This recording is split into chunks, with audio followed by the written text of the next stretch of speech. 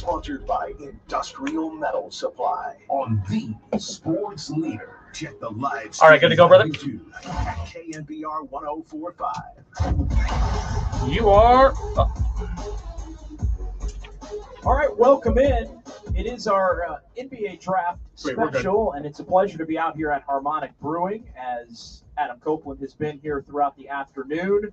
We welcome you in our Just Dubs Sports Phone KNBR NBA draft special. 808 KNBR is the number to participate in the program, 415-808-5627, to give me a call or shoot me a text here as we get things underway on what was kind of a strange day for the Golden State Warriors. Quinton. They were set to be on the clock at 52 in the second round of the draft after not having their own first-round pick in the draft, as the NBA is splitting it up now between rounds. Yesterday, round one, today, round two. Yeah. And the Warriors able to get some business done, and in a very strange way when you look at the fact that they had 52 at the beginning of the day, and then early this morning the Warriors traded their 52nd overall pick to the Oklahoma City Thunder for Lindy Waters III, and then OKC traded that pick to Portland, and the Warriors reportedly have reacquired that pick back in a series of moves that are not yet official at this hour. KNBR, please hold. Rolling on this Thursday night, but the Warriors with that 52nd pick select Quinton Post, a center from Boston College, had been at Mississippi State, ended up at BC, shot over 40% from three-point range in his final year at BC. Older guy, 24 years old, is Quinton Post, and so the Warriors get a stretch big that they believe could come in and play potentially immediately. So because of the way that deal had to go down for the Warriors and reacquiring that pick, and they wind up with two players on the day, the Warriors are going to be in a situation where they're hard capped at the second apron, $189.7 million. The Warriors cannot go over that. Not a big deal because the Warriors were not intending to go over that amount anyway in total salary for the 2024-25 season. KNBR, please hold. So an eventful but kind of an odd day with the second day of the NBA draft and everything going on with the 1 o'clock start. So 808 KNBR, 415-808-5627. We'll have a lot of thoughts on Lindy Waters, who ends up coming over from Oklahoma City, and then Quinton Post, the big man from Boston College. We got Greg Silver in our San Francisco studios as well, producer of this fine program. Greg, good to be with you, my man. Our second night in a row here with the Warriors. Two more players on this roster, but I think everybody is really holding their breath as to what the Warriors are going to do over the course of the next couple of days and what the heck's going to happen on Sunday when free agency opens. That a lot more at the forefront, I think, of everybody's mind than what Lindy Waters can do or what Quinton Post can potentially do on the 2024-25 Warriors. What's going on tonight, my man? Dude, what's going on? How you holding up? I think on the JD Radio Hours Tracker, we got to be at what? Going on hour 17 for the week? Yeah, it's been a lot. And yeah, a couple hours with Johnny Lund, and we did 2.5 hours last night. And I'm not going to lie, this changeover with the crosstalk of the two different lines going. And yeah, stop by and say hi if you're in the area at Harmonic Brewing. It has set up quite an eventful. That was as clumsy a transition at the beginning of this show as maybe the Warriors' route to winding up with the number 52 pick in the draft. And selecting Quinton Post after they began the day holding 52. They wind up able to acquire Lindy Waters and then wind up getting a pick at 52 as well. But we're going to be with you here for the next couple of hours if you want to react to the picks. Also, I think the other thing that we have to get into here between now and 9 o'clock is the thought as Derek Papa walks out the door here at Harmonic Brewing. The other thing we got to do is really get into a lot of the big headlines of the day, not only league-wide with Bronny James going to the Lakers at number 55, but really the table now being set. The draft was basically the appetizer for what is a pivotal offseason for the Golden State Warriors. And so I want to get into that, and we'll reset Lindy Waters and we'll reset Quinton Post and all of that coming back here. But the table now is set for what really matters as far as the Warriors offseason goes, and that is what the heck they're going to do in terms of being able to make some trades to really significantly upgrade this roster here when Sunday afternoon comes. And the question on everybody's mind is what's going to happen with Klay Thompson? Is he going to be a member of the Golden State Warriors when everybody reconvenes on Monday here at KNBR, the sports leader? Been a couple of different moves and reports that maybe have a little bit of an impact on what ultimately Klay Thompson does. But we're going to get into all of that here. But your phone calls, your text messages at 808-KNBR, 415-808-5627. And it is a pleasure to be back here at Harmonic Brewing and back on YouTube and Twitch and the KNBR Twitter stream here as we roll on into the night. Our Sports Phone KNBR NBA Draft special here for the sports leader. So we'll go ahead and pause. We'll come back. And we'll get into more of what the Warriors did today and what can or can't be said about it at this particular point in time, and some of the other headlines and what really was, I got to tell you, an underwhelming last 2 days, as underwhelming as I can remember in the last 30-plus years as far as NBA news goes surrounding an NBA draft. They could be saving the fireworks for the weekend, though, and I think the Warriors are hoping that they could be a huge part of that. It's all coming up right here, 808-KNBR. 415-808-5627. It's KNBR 104.5 and 680, the sports leader.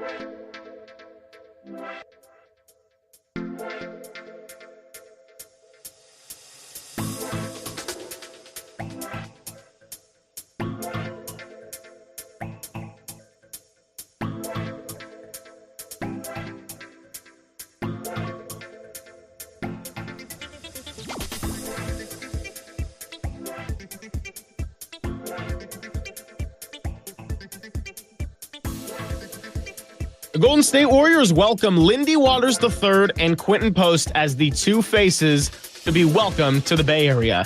More on that and the Warriors offseason trending on our socials at KNBR.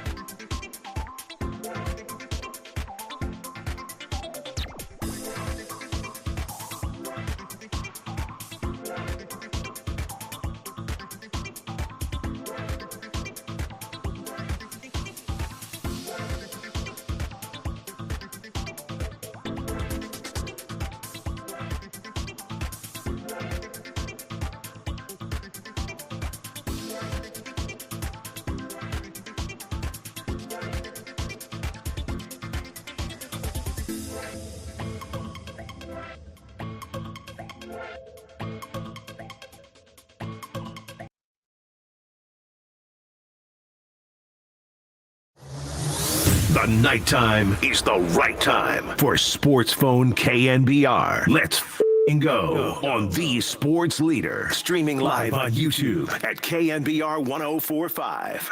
Pretty wide open, honestly. I think between rostering, you could two-way, could trade, could two-way with the option to roster. So I'm aware, once you get into later than the second round, that generally ends up being a two-way deal, but there's also benefits of rostering a second round pick. So honestly, on that one, it's pretty wide open. All right, Mike Dunleavy Jr. from his press conference pre-draft as far as what the Warriors could potentially do when they were set to be on the clock at number 52, as they were at the beginning of the day, but it was an eventful day that led the Warriors back essentially to the same place, but they picked up an extra player to do it.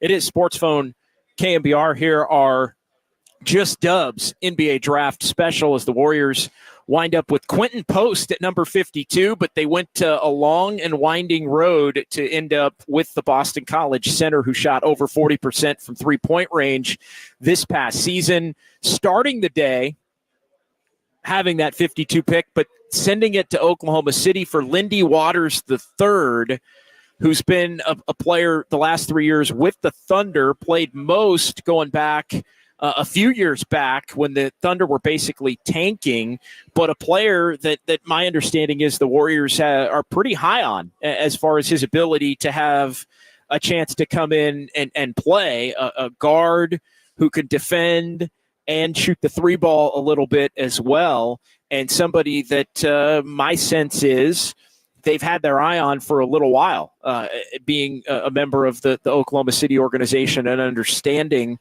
that the Thunder are a team now that's built themselves into a top of the Western Conference type of a team with a lot of depth on the wing, to a point where if an opportunity had presented itself to go grab, he was a guy. And every team's like this. Every team has guys on other rosters that, should they come available, you might look to be able to try and acquire. And so the Warriors jumped at the chance to get Lindy Waters and did that for that 52 pick. Now, OKC ended up with the pick that the Warriors are sending to them. And none of this, by the way, is official at this point, Greg. All of these trades have to go through the proper league channels and trade calls and all of that, and all have been reported in different variations.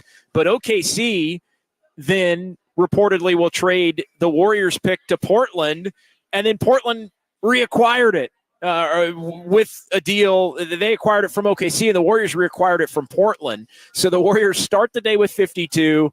They use it to get Lindy Waters from OKC, and then they wind up the day reacquiring 52 from Portland after OKC shipped it to Portland. And the Warriors end up with the center Quinton Post from Boston College as part of that. Reese Beekman is another player who reportedly the ACC Defensive Player of the Year from Virginia, big-time defender. He was among the signees undrafted to the Warriors' first two-way deal for the 2024-25 season. Now, those can be flexible and influx, but the Warriors go in defense with the ACC Defensive Player of the Year there. So an eventful day for the Warriors. They pick up a couple of guys who figure to be on their roster in some form or fashion.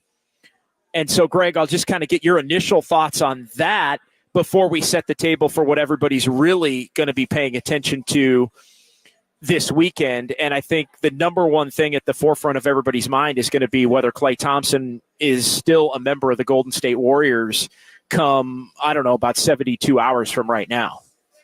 Yeah, well, on the topic of both Lindy Waters and our guy Quinton, the big man, I probably got to watch a little bit more of the tape on both of those guys to really get a more refined opinion of what the Warriors are getting or maybe not getting. It could always just be a trade piece. But the thing I will say is that I was a little surprised to see some of the mass reactions with the 52nd pick initially being traded for Lindy Waters, a 6'6" wing that has some shooting potential. He's a G League champion, which is cool. Oklahoma City product and Oklahoma product himself. But yeah, it's just in general, whatever is going to define this Warriors offseason is not going to be the 52nd pick. So I don't know if Lindy Waters will have an impact with this franchise moving forward. But generally speaking, JD, and you know this, dating all the way back to drafts like the 1989 draft, which you talked about with Tolbert and Copes, moves for the 52nd pick usually are not cause for overreaction. If it's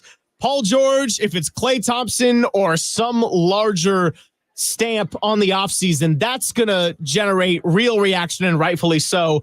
I don't have much of a strong opinion one way or another, just because guys that are taken late in the second rounds a lot of times don't make it onto a roster. Yeah, I will say, I think when you look at Quinton Post, I do think he has the potential. I mean, he will be, you don't reacquire a pick that you had, and the Warriors reacquiring that pick, my sense being because they felt, and I thought this was going to be the order of the day league-wide, I think a lot of teams were looking around and they had high grades on specific players, and because the draft was such a crapshoot, really from top to bottom, I mean, one all the way to the very end at number 60, I think it was a big-time beauty in the eye of the beholder type of a draft. And so I thought there was going to be, and there was, as it turns out, a ton of freaking trades that went down with teams that wanted to move up or move back to get their guy. And so I think the Warriors were in a position where they had a few players that were still on their board at 52 to where they felt compelled to move back into the draft, even though they had gotten rid of that pick. I think among the two, yeah, Quinton Post, we'll see. And I think my early read on that is he could be somebody, depending upon the other things that the Warriors do, that could be rostered. He could also be somebody that winds up being a two-way player. Lindy Waters is somebody, my sense, and from talking to some people and reading the tea leaves, I think he's somebody that the Warriors believe they can have the potential to buy low on as a guy that hasn't played a lot in his NBA career, even though he's been in the NBA these past 3 seasons. And I think have the belief that he can be a player that in relatively short order, the rest of the league is looking at and thinking, oh, this guy could be a find. Again, we're still talking about a back end of the rotation, kind of a player at best. I think the floor for him is probably rostered at 11 through 15 on the Golden State Warriors roster. But nevertheless, you need guards and wings that can shoot the 3 ball and defend and have the ability to do a lot of the things that the Warriors like, shooting, cutting, things like that. And I think you don't make that move for a guy who's been in the league for a couple of years and has an NBA body type if you don't think that he would have been more beneficial at first glance than what the Warriors could have gotten initially at that 52nd pick. So early read, they like Lindy Waters.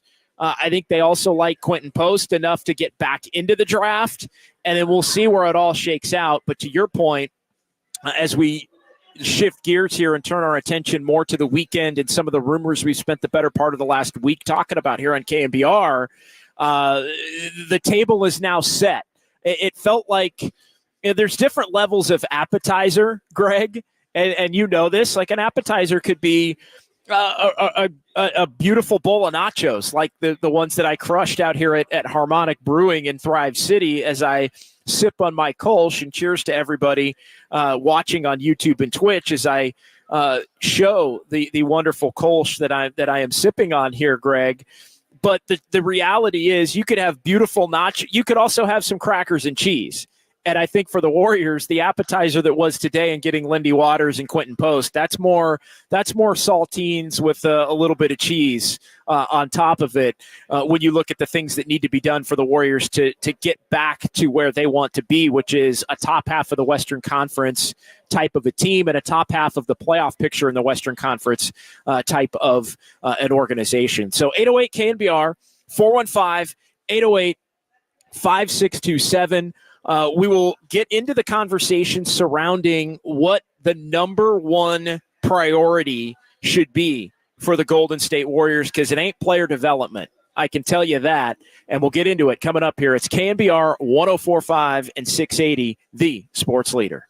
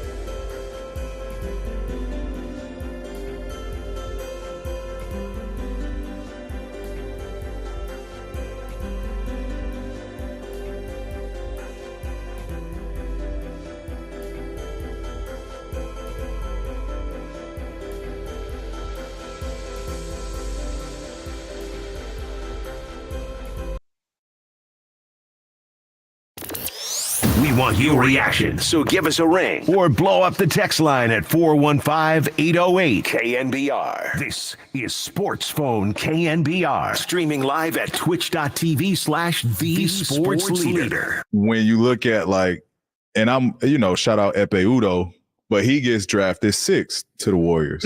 What could have been? Steph, me that year, the following year, Klay, the following year after that, you. What could have been? You know what I mean? Nice. you gotta think about that shit when I was a GM. I mean, I think it worked out, obviously, me going 10th to Indiana, but when you think about it, it was like, damn, that could have been a crazy Warriors was on some they did that. That's Paul George as Draymond Green about a year ago this coming week joined Paul George, Podcast P, and Paul George reminiscing on what could have been, going back to if he had been drafted by the Warriors and that 2010 draft, right? Steph Curry went in 09, Klay Thompson in 2011, Draymond Green in 2012. Could it be again? I think that's going to be a major focal point of the next couple of days here as the new league year will begin on Sunday afternoon. And we'll see how involved the Warriors are. Are there any tells from anything that the Warriors did today in acquiring Lindy Waters or Quinton Post with the 52nd pick in the draft and using that 52nd pick to acquire Lindy Waters before reacquiring it later? Any tells there as to what the Warriors want to do? What is the number one priority for Golden State here as the NBA offseason tips off in earnest? It is John Dickinson back here from Harmonic Brewing in Thrive City, as it is your Sports Phone KNBR draft special and really offseason preview. And Greg, I know before we get to the calls, we're going to be back on Monday in this same time slot, the Sports Phone KNBR time slot, and we're going to be reacting to everything that went on over the weekend. And I think there's going to be a lot of news now that we're through the draft and into Friday, Saturday. There's going to be a lot of news about a lot of different, things that are going to happen. I think we already saw a little bit of that today with some of the hedging and reporting on Orlando and Kentavious Caldwell-Pope. And it all sort of clicked back to what had happened with Malik Monk and maybe the market for Klay Thompson. We're starting to see a lot of these different agendas click together here a little bit, slowly but surely. But now, Greg, because we're through the draft, I think we're really going to start to see a lot more dominoes start to fall, really probably by tomorrow. The news cycle is, you don't want it to go too slow for too long. And I think we're going to start here tomorrow and Saturday hearing about teams that intend to sign and players who intend to sign with Team X, Y, or Z here. How involved do you think the Warriors are going to be in that? And the other question I have for you, Greg, and we'll throw it out at 808 KNBR, 415-808-5627, to give me a call or shoot me a text. By the time we're back Monday, again, is Klay Thompson going to be elsewhere? I think that's a huge question on everybody's mind. Yeah, I mean, this is kind of how the industry has shifted, and you know this very well from being in this for a couple of decades now, where the news cycle happens quick. So there might be some dead periods, and these last 2 days for the Warriors in particular weren't anything crazy. It was a lot of talk and rumors.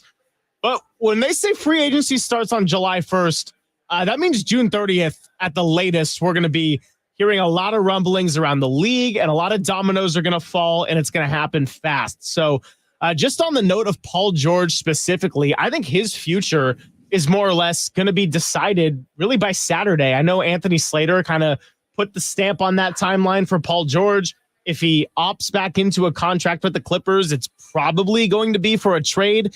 If he goes into free agency, he will go somewhere that can pay him. I think you could say the Warriors would be out of the race at that point in terms of going after him. But yeah, this is going to be a really spicy week up ahead. And I think that the Warriors, just based on some of the rumors and some of the reports from guys like Anthony Slater, Logan Murdoch from The Ringer, and a few others that have been putting out some notions, I think the Warriors understand very well it's a smart organization. They know that they can't just run it back, and that's why Klay Thompson and those contract negotiations have stalled, because it's not the top priority. You know, Klay's a smart and practical guy too, and he can probably tell through the messaging that, hey, your money is not the priority here, because we would love to have you back, but we don't know what we can pay you yet, because bringing you back alone doesn't make us better for next season. They got to go big or go home. Bottom line, it's go big or go home time for the Warriors. I think they understand, as much as Mike Dunleavy Jr. talked about player development and internal development and how that is the biggest key to improvement in his pre-draft presser on Monday. I think he knows, with a couple of years of Stephen Curry's prime and the remaining time on his contract, that the Warriors have to look to not be afraid and take some big swings and try to dramatically improve this roster. The Lindy Waters and the Quinton Posts are not going to be nearly enough, with development of Pajemski and TJD and Moody and even Jonathan Kaminga, if he remains on the roster. That's not going to be enough to get the Warriors where they need to be. So that's going to be a big focal point of the discussion tonight. It's going to be a big focal point for everybody here over the course of the weekend, and we're getting all this tipped off here tonight. Our Just Dubs Sports Phone KNBR NBA draft coverage from Harmonic and Thrive City. Let's get to the phones at 808 KNBR, and we'll start tonight with John in Santa Rosa here on the Sports Leader. Hey, John. JD, I completely agree with you. The Warriors have to make some kind of a big splash. Can't sit in our hands. We've got 2 years left with Steve Kerr and Curry, and you can't run it back. Like you said, player development, that kind of stuff, that's not going to fly. Klay Thompson, I'm over Klay Thompson. He's way too inconsistent. He wants too much money. I hope we can move Andrew Wiggins, but you're absolutely right. We have to make some kind of a big trade. I don't know what we can do, as far as that goes, but they do need to make a big splash, because otherwise, you're going to be a playing team again. And I don't want to see that for 24-25 season. They've got to do something to get the fans, fired up again and, head in the right direction. So hopefully they do that. Thanks, JD. Appreciate it, John. John's line open at 808 KNBR. I continue to be surprised, Greg, at how many Warrior fans, whether it's via text or whether it's via the phone lines here on KNBR, have said some version of what John just did, which is basically they're over Klay Thompson.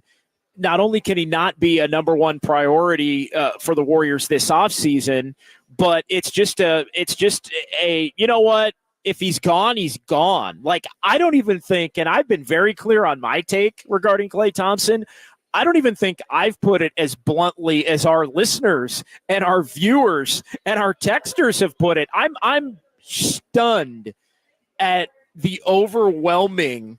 And again, it's not always a true indicator of real life, but I think it's a decent sample. It seems like Warrior fans really are of the belief that it's like, hey, if Klay wants to come back, that's great. But if not, on to bigger and better, and what can make this team, try to get them back on top, even if he's not a part of it. It's a little stunning to me, considering everything that he's brought over the last decade plus in terms of the 4 championships. It is, but what I will say is I'm seeing a little bit more fan base unity in the last week or so, not just on the Klay front, but I think that whether you're erring more on the side of I like the young players and I want to see them continue to grow, even if that doesn't mean holding on to all of them, or if I would trade every young player to get Jimmy Butler and Paul George and do anything I can to contend for a title. I think there is a pretty clear consensus of, hey, running it back is going to be a bunch of BS. Absolutely. And I think, we'll get into Klay Thompson's market and all of that coming up.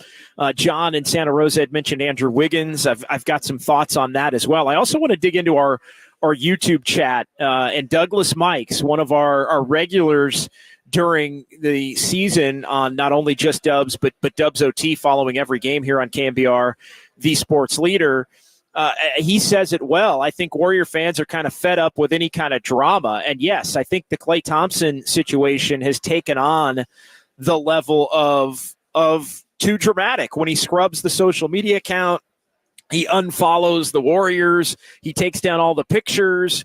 I think Warrior fans start thinking, well, wait a minute. Like, you brought all this special stuff to us. If it's not special to you anymore because the negotiation has gone a certain way, then deuces. Then we'll let the chips fall where they may. I really thought there would be much more of a tug and pull as far as fans saying, hey, you know what? Pay the guy, bring him back. He's been a part of 4 championship teams. And no, not maybe a max deal or anything like that. But if the question is anywhere between, let's say, $2 and $30 million and $2 and $50 million, it's like pay him on the higher end of the $2 and $50 million and bring him back. But the Warrior fans are fed up. And I agree. I think the turning point was the drama. I think the turning point was the reporting that Klay Thompson may not even come back to the Warriors, even if the Warriors wind up having the best offer. I think that's where Warrior fans started to look at this thing and went, wait a minute, like, is Klay in this for Klay and his own respect and what he wants and what he feels he's owed by the Golden State Warriors franchise? Or is Klay in this thing because he wants to have an opportunity in conjunction with the other moves that the Warriors have to make to try to get them back on top of the NBA again to where they could be a legitimate contender? And I think, it started to be viewed a little bit more, I think, selfishly by Dub Nation and by this Warriors fan base, which is led it down a road where it's been overwhelming over the course of the last week. Overwhelming. It feels like the fans that are like, yeah, whatever. If Klay wants to go, he can go. This team's got bigger fish to fry here over the course of the weekend and on through and into July. So 808 KMBR, 415-808-5627. Let's go ahead and pause here. We'll come back. Really appreciate everybody in the YouTube chat. We got some newbies in the YouTube chat as well. Always fun, but we got some regulars there in addition, and we're going to be rolling through the YouTube chat. Like to keep this show as interactive as possible, as always, as we roll from Harmonic Brewing. Cheers to everybody in Thrive City. Stop by, say hi if you're in the area. I'm going to be here until 9 o'clock. It's KNBR 104.5 and 680, the sports leader.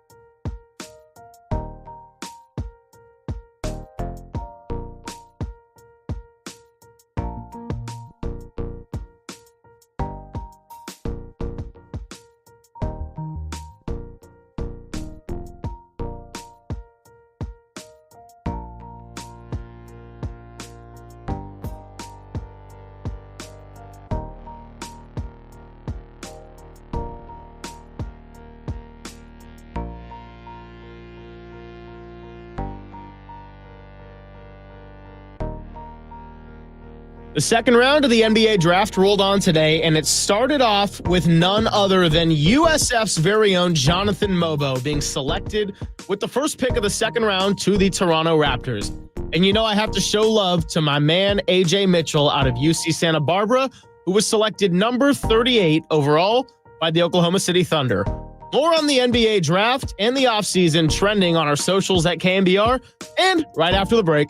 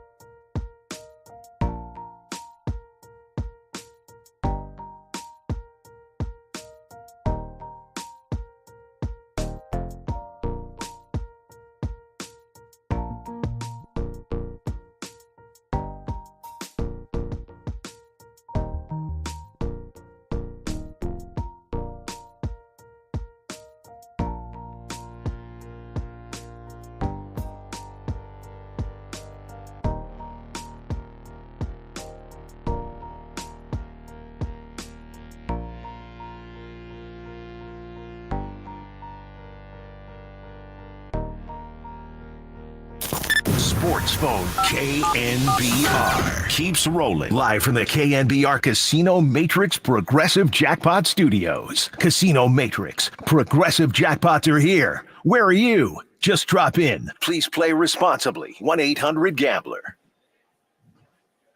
All right, welcome back out here at Harmonic Brewing in Thrive City. It's John Dickinson, 808 KNBR, 415-808-5627, as we're with you until 9 o'clock here, as it is our Just Dubs Sports Phone KNBR Dubs OT Draft Special. Warriors do make a couple of additions to the roster today, one selection and a roundabout way to get there, as we laid out at the beginning of the show. And we'll keep resetting the fact that the Warriors have added 2 players to their roster, actually 3. None of this official as of yet, but all reported, as the Warriors traded their 52nd overall selection to Oklahoma City earlier in the day. They get Lindy Waters in that deal, a player who had been on the Thunder roster and a 2-way player going back the last few years to a few years ago, but was somebody that was active and a part of the Thunder roster this year and even into the playoffs. Oklahoma City then took that Warriors pick, traded it to Portland, and then the Warriors reacquired it. And with the 52nd pick, they select Quinton Post, a center from Boston College who can shoot the 3-ball and even do a little bit off the dribble. He's got some float game. He's a spacer. My sense from talking to a few people is that the Warriors believe he can defend well enough on the inside. But, yeah, you look at an older guy, 7 feet, 244 pounds, and spent time at Boston College after originally beginning at Mississippi State.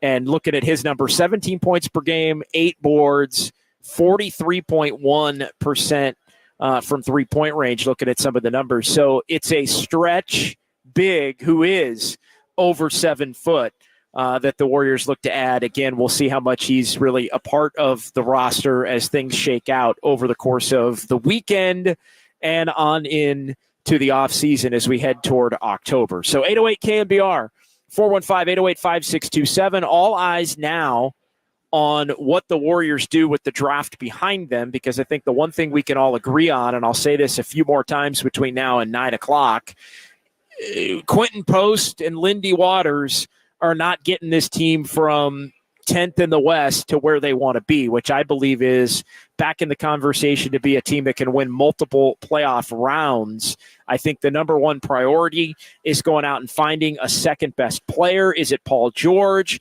Is it somebody that winds up being a your problem for our problem, kind of a contract swap? Think Zach LaVine type among those that would be in that category. We've talked about a lot of the names for those of you who have followed Just Dubs and Dubs OT here over the last couple of months, but we're bringing it onto the air here tonight on The Sports Leader. And I've still got some more thoughts on Klay Thompson and why Warrior fans are so frustrated, and a differing view from the Golden State Lumber and Building Materials text line, which we're going to get to as well.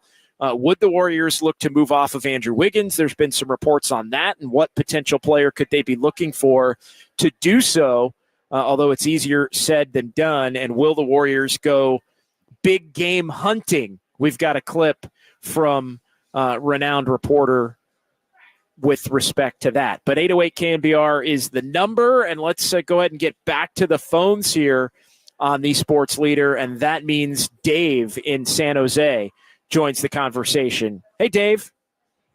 Hey, how you doing today? I'm doing well. How are you? What's on your mind? Well, kind of got a couple things. Well, first one, Klay Thompson. I'd like to actually see him sign with San Antonio. I think with his championship experience and stuff, it could kind of help this young team. And the other thing is, and their draft pick, Stephon Castle, you think you'd be able to help the team quite a bit, or?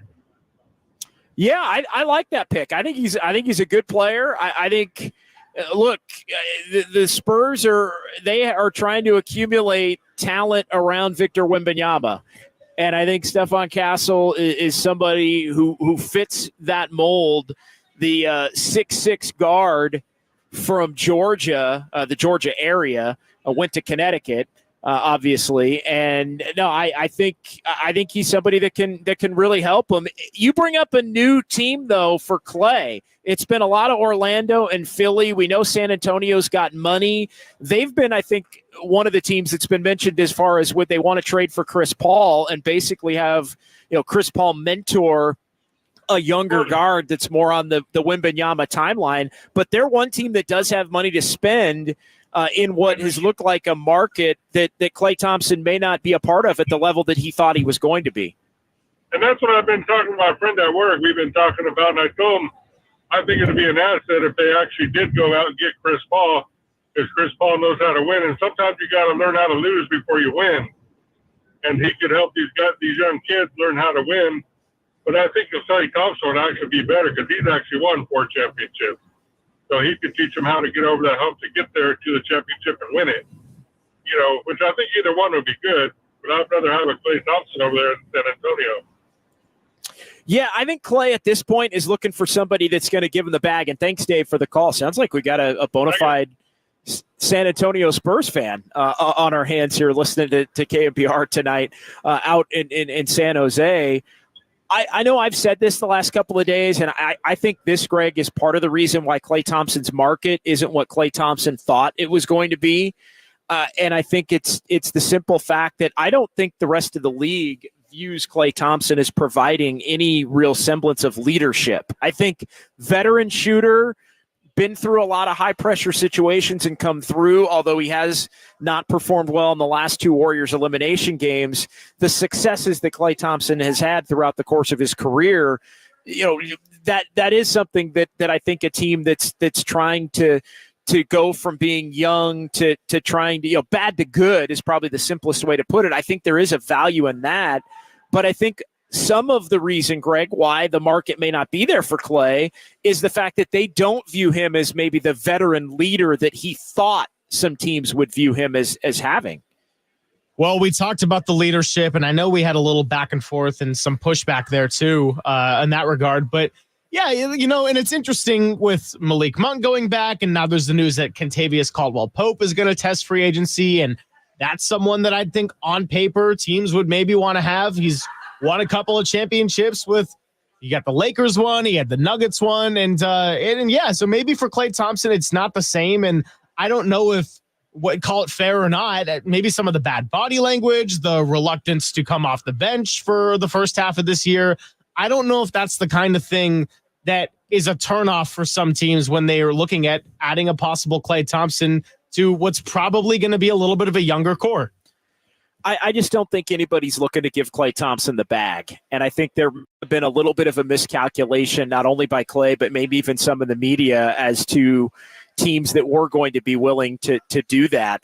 I think it's interesting. And you mentioned Kentavious Caldwell-Pope, and there were reports today that the Magic could offer Kentavious Caldwell-Pope a $50 million deal over 2 years. So think about it, 2 and 50, a couple of $1 million more than the reported offer that the Warriors had on the table for Klay Thompson going back to the early part of this past season. And Kentavious Caldwell-Pope also is going to be opting out of his deal with Denver. And so to me, when you look at that popping up, and I've been trying to read the tea leaves here for the last week, because I was stunned initially at the fact that Malik Monk went back to Sacramento so quickly, knowing that the Kings had a max offer of 4 years and $78 million that they could offer him. And yes, I know he liked his time there, and that I do think was part of the reason that he went back. And he's longtime friends with De'Aaron Fox, and him and Mike Brown, have a love-hate, kind of a relationship, kiddingly. I mean, they mix it up a lot, but I think it's all, under the nature of wanting to win. He's been really happy in Sacramento, but I think a big part of the reason why Monk went back, and I think a big part of the reason why Klay Thompson is seemingly more frustrated, is what's going on with the market there. And my thing was, somebody had relayed, maybe inappropriately or illegally, in the collective bargaining agreement rules, the tampering rules, Greg. It feels to me as if that word was received by not only Klay Thompson's camp, but also the camp of Malik Monk, that maybe there was interest elsewhere in another player by Philadelphia, specifically in Orlando. And to read the report and rumor about Kentavious Caldwell-Pope, it led me to the path of believing, Greg, that maybe Orlando is choosing Kentavious Caldwell-Pope and has something all but lined up for him to accept.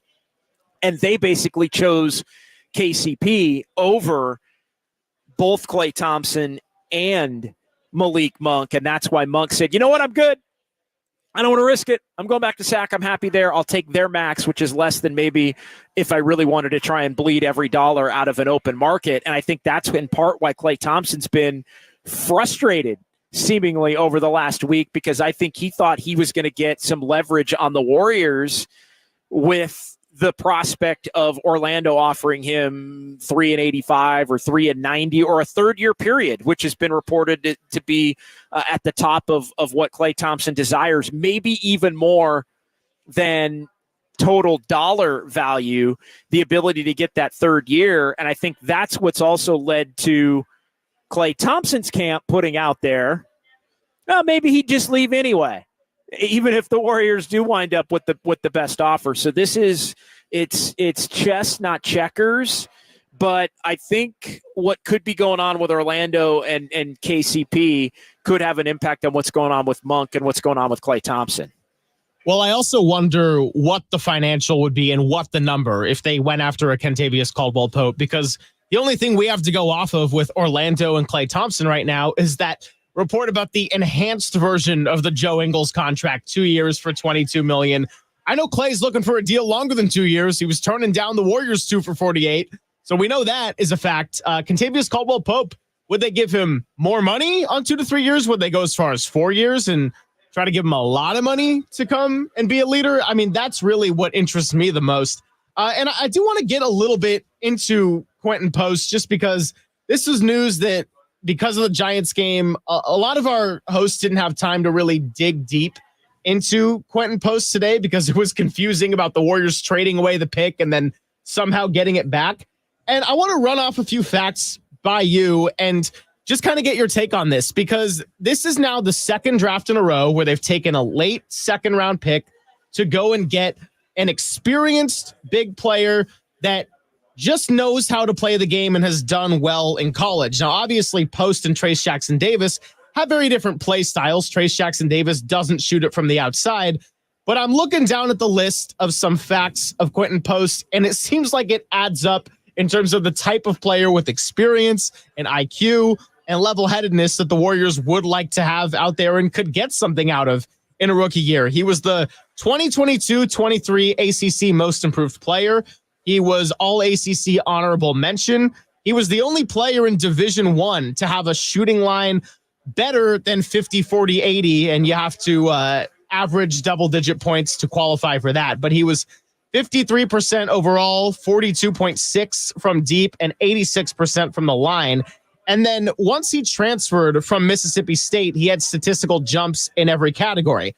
I look at Trace Jackson-Davis, and he's not posting anywhere near those shooting splits, but you look at what he left in Indiana. He was third all-time in career points, school record in career blocks, third in double-doubles with 50. He was one of 5 players in Big Ten basketball history to have 2,000 career points and 1,000 career rebounds. So all that to say, both of them, by the way, all tournament team for their conference tournament. So all that to say is I think the Warriors aren't against young players, but it's very fair to say that when they look at young players, they tend to really lean on the ones that have experience and just learned a lot more fundamentals before coming into the league. Yeah, no question. And I think, shooting big is something that I think they've had as a premium here for the last year or so, especially coming into this offseason. But again, and the reality is, and for those that have said, we haven't talked about who the Warriors picked today, as I dig into the YouTube chat, we spent 2 segments talking about Lindy Waters and talking about Quinton Post. And I don't think either moved the needle, believe it or not. And Waters obviously was acquired in a trade. This next season for the Warriors is going to be determined, despite what Mike does. Can they go get a true legitimate number 2 player? Are they going to be in the market for moving Andrew Wiggins for somebody? They have to make 2, 3, 4, I think, relatively significant moves if they're going to be a team that's going to move the needle next year. Lindy Waters doesn't move the needle. Quinton Post, all due respect to him, doesn't move the needle. We're talking about back end of the roster kind of a player in both cases here. And I know fans get all worked up about young players and what could they possibly bring and all of that. But, this is the appetizer that, again, is the cheese and crackers among appetizers to what the Warriors are going to have to do here over the course of the next couple of weeks and maybe even the next couple of days, because the last 2 days have been a snooze fest with a lot of rumors and reports. And again, that you have to get through the draft before you can get to free agency and trades and big time decisions and things that have to be made. So we are now through that particular point, and we'll see. Yeah, the Warriors got a big that can shoot. They acquired a guard wing who can maybe shoot the 3 and defend a little bit. At the end of the day, though, and look, I've been told and reading through the tea leaves and everything, I think they like Lindy Waters. I think they think Lindy Waters has the potential maybe to be in the rotation, somebody that you're going in on as a back end of the roster type of a player from another organization that you think maybe can be better than that in your organization because you've got more of an opportunity for him to play. So that will play out. But how much Lindy Waters is playing is going to be determined by how much the Warriors do in terms of changing their roster. And that all starts with Klay Thompson and whether they go big and what do they wind up doing with Andrew Wiggins and all of those different kinds of things here in the lead up to this weekend. So 808 KNBR, 415-808-5627. What is the number one priority for the Golden State Warriors heading into this weekend? The Golden State Lumber and Building Materials text line open as well. And the 707, we were talking a lot about Klay. If a fan actually thinks Klay did that social media stuff himself, they are delusional and don't understand reality. If a fan is fed up, just go back to being a Kings fan circa the 2000s. It caught me off guard because we've had a lot of it, man. We've had a lot of calls, a lot of texts with people that are like, if Klay wants to go, Klay can go. That's actually not how I feel about it. I, in a perfect world, would want the Warriors to be able to hang on to Klay Thompson. I would not, under any circumstances, make him my first priority. That I will say, I would not, under any circumstances, put him, in a position where I'm going to lock myself into some specific money that prevents me from doing something else. It's all interconnected, and I think the Warriors are also allowing Klay Thompson the freedom to set his own market by going out and seeing what other teams would have the potential to offer. And at this point, it hasn't been there, at least come to fruition. Maybe we all end up proven wrong on that front. So 808 KNBR, 415-808-5627. We will continue the conversation coming up here as it is. Sports Phone KNBR, our NBA Draft Just Dubbed special here on the Sports Leader.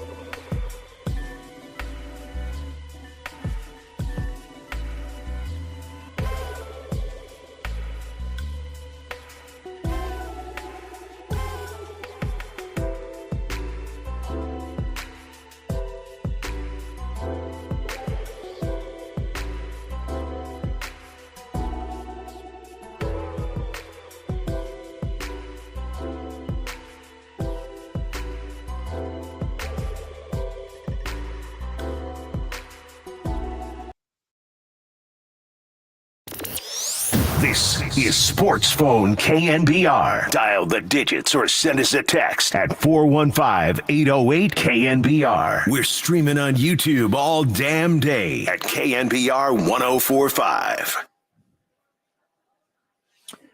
All right, back here at Harmonic Brewing in Thrive City. 808 KNBR, 415-808-5627. It is our Sports Phone Just Dubs draft special from Harmonic Brewing in Thrive City. Cheers as I have a Kolsch. Greg Silver is in studio. I am John Dickinson, 808 KNBR. Warriors acquiring a couple of players earlier today.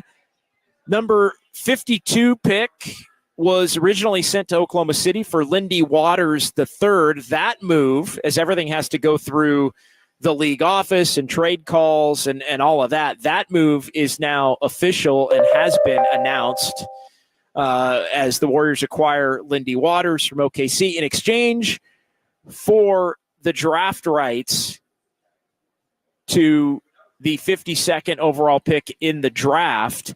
The Warriors have agreed in principle to reacquire the draft rights to Quinton Post from the Blazers via Oklahoma City in a trade that is not yet finalized. So you want me to run that down one more time for you, Greg? This is the official language. The official language. Okay? I love official language. Follow me here. Warriors acquire Lindy Waters from OKC in exchange for the draft rights to Quinton Post, selected at 52 overall. The Warriors agree in principle to reacquire the draft rights from Post from Portland via Oklahoma City in a trade that is not yet finalized. And my understanding is that trade cannot be finalized until the new league year is done. And it's just exhausting. It really is exhausting, the way everything and the NBA's got to figure it out. By the way, now, mini tangent. Do we have our first mini tangent? Drafting players for other teams, and then everybody knows that it's a trade, but yet you still have the team, like in this case, Portland, picking Quinton Post for the Warriors. So technically he's a Portland pick, but he's really the Warriors pick because the trade can't be finalized until now. They got to clear the glut, allow these trades to go down, and basically be able to say, I think more efficiently, hey, the Warriors picked this guy. The Warriors traded their pick and then picked a guy with the pick that they traded. We got to keep it simple, stupid.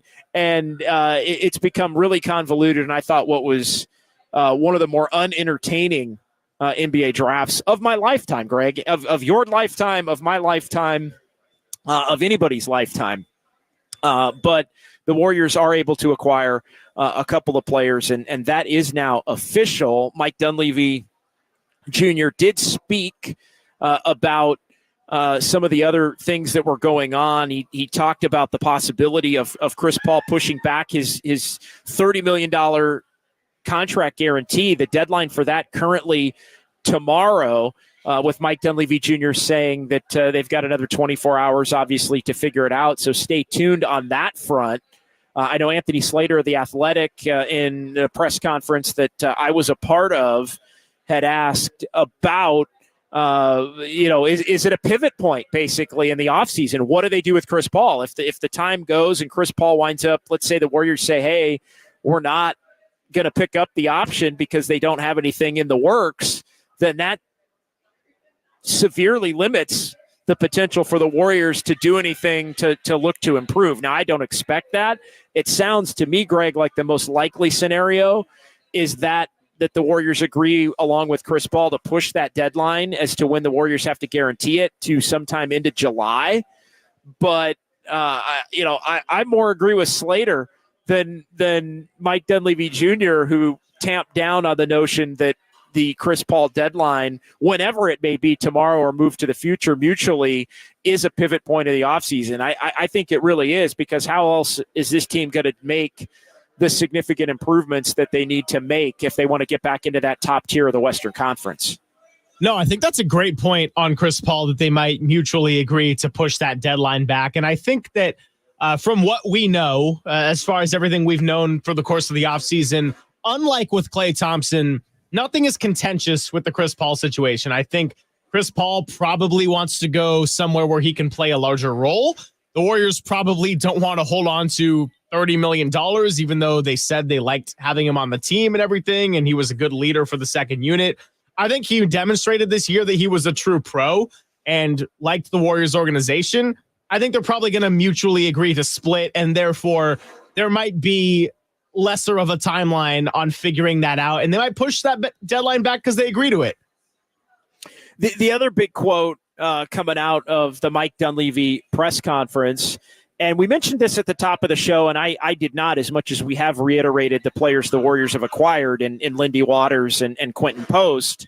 Waters coming over from Oklahoma City. The move to reacquire Post has set in play a hard cap for the Warriors. The Warriors now are hard capped based on that deal once it goes through at the number that is the second luxury tax apron. So the Warriors now, under any circumstances, cannot go beyond $189.5 million in looking to build their roster for this 2024-25 season.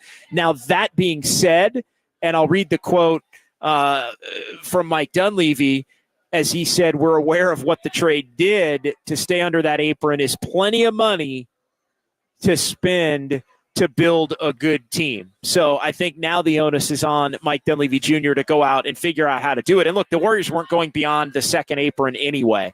I think that's something we knew, so I don't think it should petrify anybody that the Warriors made a move that locked them in to being hard capped. I think they feel that they have the ability to improve the roster. And as Mike Dunleavy said, plenty of money, I'm quoting him now, plenty of money to spend to build a good team. Well, and on the front of the second apron, JD, Anthony Slater did say after Quinton Post was awarded back to the Warriors that officially hard caps them at the second apron. So there was a report earlier in the day from Bobby Marks, and this is where we got confused, saying that teams in the second apron could not purchase a pick in the second round. And the Warriors were among those 6 teams on the list. Turns out that they were not in the second apron, but only after getting Quinton Post back. Now they are yet again in the second apron. Yeah, if you and look, the Warriors, again, this is still a trade that's moving forward. My read on it, and this was not stated, but my read on it was, and we were talking about this a little bit before the show, if you send cash to get a pick, then you become hard capped. And again, that we don't know that that's what's being done, because that trade at this point is still not official, although agreed to. But I think my take on it would be that the Warriors probably have to be doing that, which also would that's what would trigger the cap. The trigger of the cap would be the completion of that deal, and the way that deal would be completed would have to mean that there would be some kind of exchange there. But again, that's speculation on my part. Nobody said that, but that's just sort of me reading the tea leaves as far as all of that would play out. But regardless, I think the most important point of what Mike Dunleavy had to say, and I think this relates to what the heck the Warriors are going to look to do here over the next 72 hours plus as we get into July and the offseason of the new league year.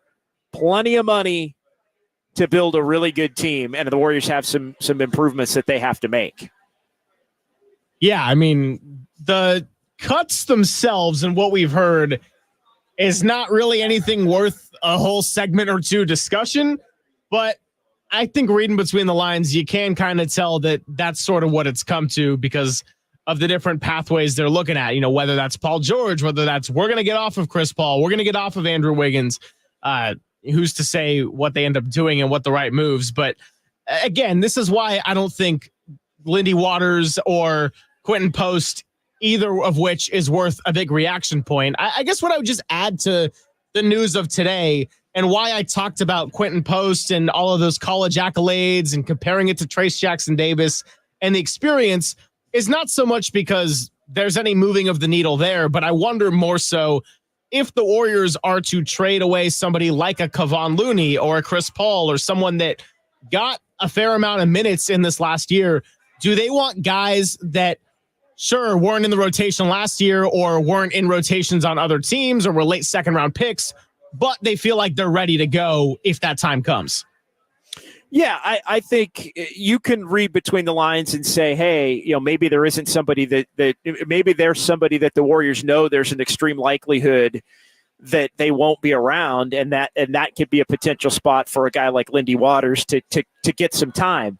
And it doesn't really project that way right now. And I'll give an example. Maybe the Warriors know Moses Moody's going on a deal at some point, or there's a decent likelihood that he's going on a deal at some point, and they think Lindy Waters is a more playable player than Moses Moody's been these last couple of years. They may know that Kevon Looney is going in a deal somewhere, and that doesn't mean that Quinton Post is going to be a backup big necessarily, but he is a backup big with a different skill set than that of the Warriors' other bigs, whether you want to consider Draymond Green to be that big or whether you want to consider Trace Jackson Davis to be that big. I think they need to add another one no matter what between now and when the season starts. And so that's going to be a primary focus of free agency. But if you wind up moving off of a big, then that means you have another big that has a skill set that you like and the ability to do some different things and maybe even defend and be a paint clogger.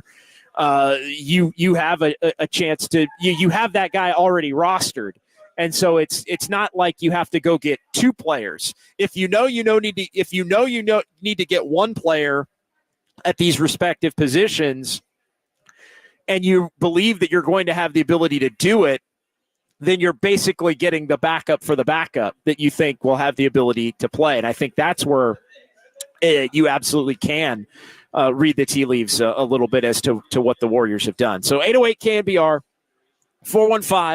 415-808-5627 to join the conversation. It is John Dickinson. It is Greg Silver. It is our sports phone KNBR Just Dubs draft special as the NBA offseason is off and rolling and the new league year begins on Sunday afternoon. What do the Warriors do? What should be priority number one for Golden State? We'll get into some of the rumors over the last couple of days. Kind of a slower day as it related to the Warriors. But I think they have 3, 4, 5, 6 different things that they're looking to try and get involved with, and we'll see how that all takes shape here as they move forward. So we'll pause here. We'll come back. 808 KNBR if you want to jump in, as it is KNBR 104.5 and 680, the sports leader. Oh, hell yeah.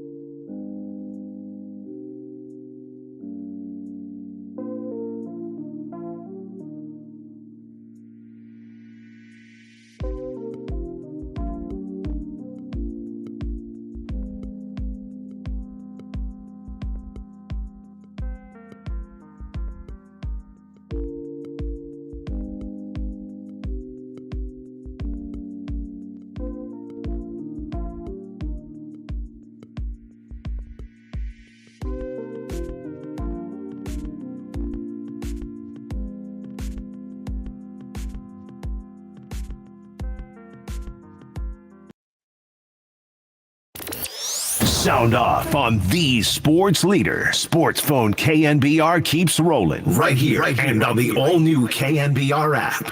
I still think the likeliest situation, I'm wavering on this a little, is that he returns to the Warriors. Emotions could get in the way of that. The numbers look to me like they can bring him back. Doesn't mean that's going to happen. Numbers aren't the only thing that drive these things, but I think the numbers tell me if they're not trading Chris Paul for somebody who makes a ton of money, that's a big thing. If they can't do that, the numbers tell me that Klay Thompson can return to the Warriors. Still has to be done, though. That's Tim Kawakami as he joined Murph and Marcus as I was sitting in for Marcus, the Waterboy Boucher. That was on Monday, beginning of the week here on KNBR, the sports leader. TK, reading between the lines on the financial component to get to where he views it as far as if Klay Thompson comes back. And I would agree with Tim in the sense that I do think the fact that there isn't this grandiose, one team prepared to offer 3 and 30, 3 and 90, 30 million per year, or 3 and 85 in that 27-ish range. It does seem like the numbers have come down to a point where it probably is closer to the 20 to 25 range per year at its absolute height. It may even be lower than that. And I know I've spoken to the fact that I do think the Malik Monk deal lowers the market even further for a guy like Klay Thompson, because I think Monk is somebody that other teams would covet at a higher level, and I don't think there was a market even for Malik Monk significantly better than the 4-year, $78 million deal that he accepted to go back to Sacramento. The reporting today on the possibility that Orlando could give Kentavious Caldwell-Pope a 2-year, $50 million deal. I don't see anybody giving Kentavious Caldwell-Pope 2 and 50 and then giving Klay Thompson more than that. And at this point, I would view Kentavious Caldwell-Pope as the best two-way player among those three guards that we've just mentioned. Now, the Warriors are completely out on Caldwell-Pope because they're not under the salary cap. To be another team, you got to be under the cap to be able to sign him. So I'm not saying KCP would be an option for the Warriors under any circumstances, but I do think his market, as does Malik Monk's, impacts Klay Thompson. And so when Tim Kawakami, says he thinks the numbers are in a good place, I think it relates to, could the Warriors offer Klay Thompson a 2 and 40 or a 2 and 44 type of a deal, or even bump it up after some negotiation back to the 2 and 48 that was originally on the table and reportedly turned down by Klay Thompson. If the Warriors could get back to a point where that's their high end, hey, we're paying you for the things that you've brought to the table in addition to what we think you can be, I think that's almost become the bump up high end ceiling offer, I think now. But the way it looks as far as some of these other players and their value on the open market, I think that's what Tim's getting at in terms of the numbers are in a place where if the emotions can be left aside, there can be an agreement that's mutually beneficial. Now, all that being said, Greg, and we've got Greg Silver back at our San Francisco studios, all of that being said, I still think the final number for Klay, and I think part of the reason why he's so ticked off at the Warriors is the fact that not only did they not give him the massive offer that I think he believed he deserved, but he's also, in Klay's mind, being disrespected because the Warriors have put a premium on going out and exploring all of the different big-time level upgrades that have the potential to be out there, and then seeing whether they can or maybe can't do one of those moves before coming to a final conclusion as to what Klay Thompson's monetary value and compensation would be. Well, just for Klay's sake, it's unfortunate that timing-wise, none of this worked in his favor, right? I know we talked about this on last night's show, where last year when Draymond Green was up for extension, he could still bring things that nobody else can. His value for the Warriors is greater than probably that of any other team in the NBA. He wanted to stay here. He was able to get the big money. And at the time, the Warriors were a presumed top 8 team in the NBA and had a chance to really go for the 5th ring with this crew.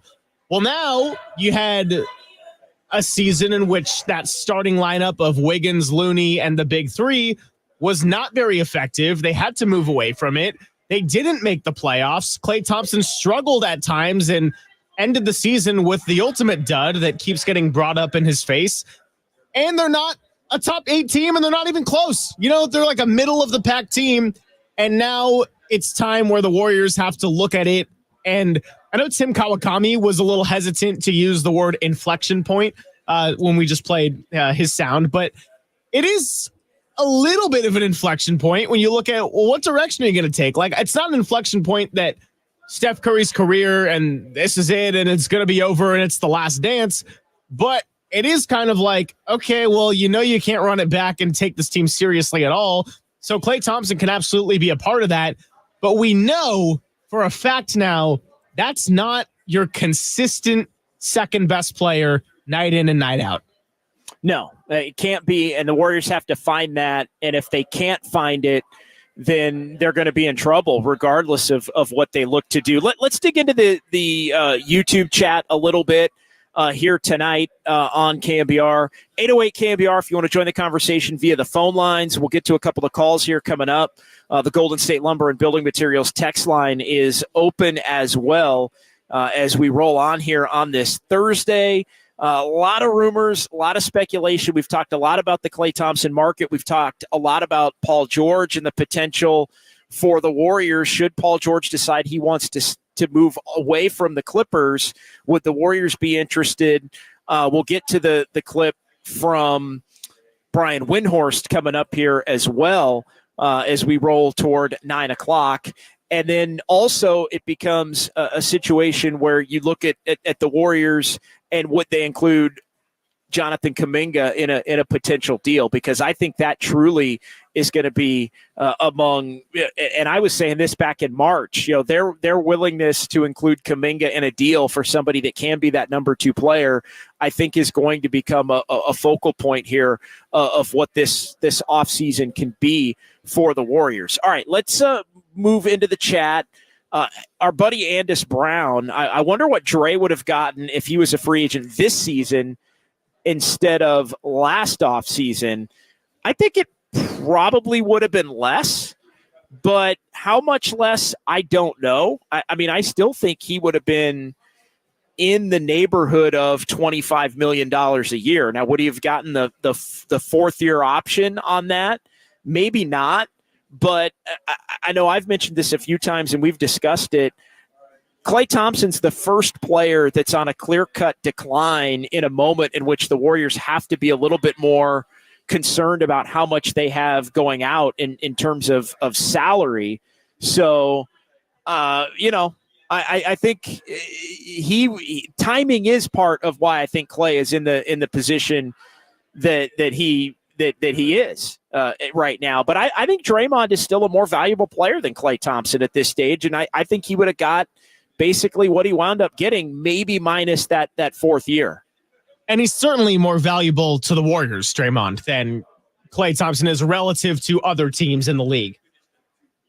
He is, without a doubt. And I think it has to be, look, the Warriors need Klay Thompson, but they also, and we can talk about the number 2 aspect of it, the second best player, and Klay's no longer the Warriors' second best player. Who is their second best player right now in terms of offense? Like, is it Kaminga right now? It probably is. Is that good enough? I think we understand the fact that it probably isn't good enough. Draymond's their second best player overall when you look at two-way players. Andrew Wiggins is the guy that I think the Warriors believed could fill that void, but just hasn't been able to fill that void since the 2022 finals. And, it led down the path of exactly what, it's led down the path of why they're maybe looking to trade Wiggins and the reports that they'd be interested in some kind of a deal surrounding the framework of Bobby Portis from Milwaukee. Now the salaries don't match on that deal, but I would not do that deal, and we can get more into that coming up here. 808 KNBR, and I've been absolutely adamant that I would not be looking to move Andrew Wiggins for Andrew, moving Andrew Wiggins' sake. But I do think Bobby Portis is the kind of player that you'd love to have on the Warriors roster if you could get him. A big that can be physical and that can also shoot the three and score a little bit on the interior. Like Bobby Portis would be a hell of a player. But again, the contract machinations don't really match up there. So there'd have to be others going in that kind of a deal if you were going to do it. And here's the other thing that would have to happen if the Warriors were going to do some kind of a deal like that. You'd have to be having another deal possibly lined up to be bringing back somebody that could be your primary on-ball defender and also have somebody coming back that could be your main three-man and wing at the small forward position, because I still don't think, go get Bobby Portis, and then it becomes Jonathan Kaminga plays the three and Draymond at the four, although you could, I think, play Kaminga more at the three if Bobby Portis is going to be your five-man because he has the ability to shoot from the outside. But I don't think Wiggins for Portis as a framework is the kind of thing that you would look to do if you're the Warriors, as much as you'd like to have a guy like Bobby Portis on this roster. Well, I'll also jump in here and pull up a chat from our guy Douglas Mikes. I think this is perfectly spot on. I don't want to get rid of Wiggins unless you can get an upgrade somehow. And what I would further specify that as is if you can get someone who can defend the perimeter, because you trade Andrew Wiggins for something else, and it's still losing your best and most consistent perimeter defender. And I know we've talked about that all offseason. I understand why the Warriors are looking to shop Andrew Wiggins. I'm not saying they have to have him on the roster, but I'm very much in the boat of you could trade Andrew Wiggins, and it could be a problem for you if what you get in return is someone that can't do what he does. If he could be part of a Paul George package, great. Paul George can shoot threes better than Wiggins. He has length. And yeah, he's a little bit older and has had his fair share of injuries, but he's a better player than Andrew Wiggins is. But if it's for Bobby Portis, as much as I like certain attributes of Bobby Portis, okay, well, how are you going to defend? I love Bobby Portis. I would take Bobby Portis on this Warriors roster in a heartbeat. I don't think Andrew Wiggins is the guy that you give up to get Bobby Portis unless, and I'll come back to this, Greg, and we'll get into it, 808 KNBR, unless you have a Paul George trade ready to go. If you told me, and I'm not even going to say it because I know we're up against it, but I'm going to give you the hypothetical of all hypotheticals, and this one's a little bit out there, but it ties the Wiggins-Portis rumor together. It ties some of the other rumors together. And I think maybe not these names specifically, but this level of thinking for the Warriors as to have a deal here that gets you this and then have another deal lined up that gets you a little bit of that. You add it all up with the players that were acquired today via the draft and the trade with Oklahoma City.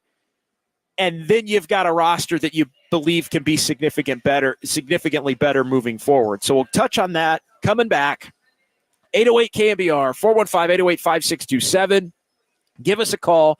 Shoot us a text. I know tonight is a busy consumption night across not only sports, but other areas of life. But we appreciate those of you who are sticking with us here on this Thursday as we are with you until 9 o'clock. It's KMBR 104.5 and 680, the sports leader.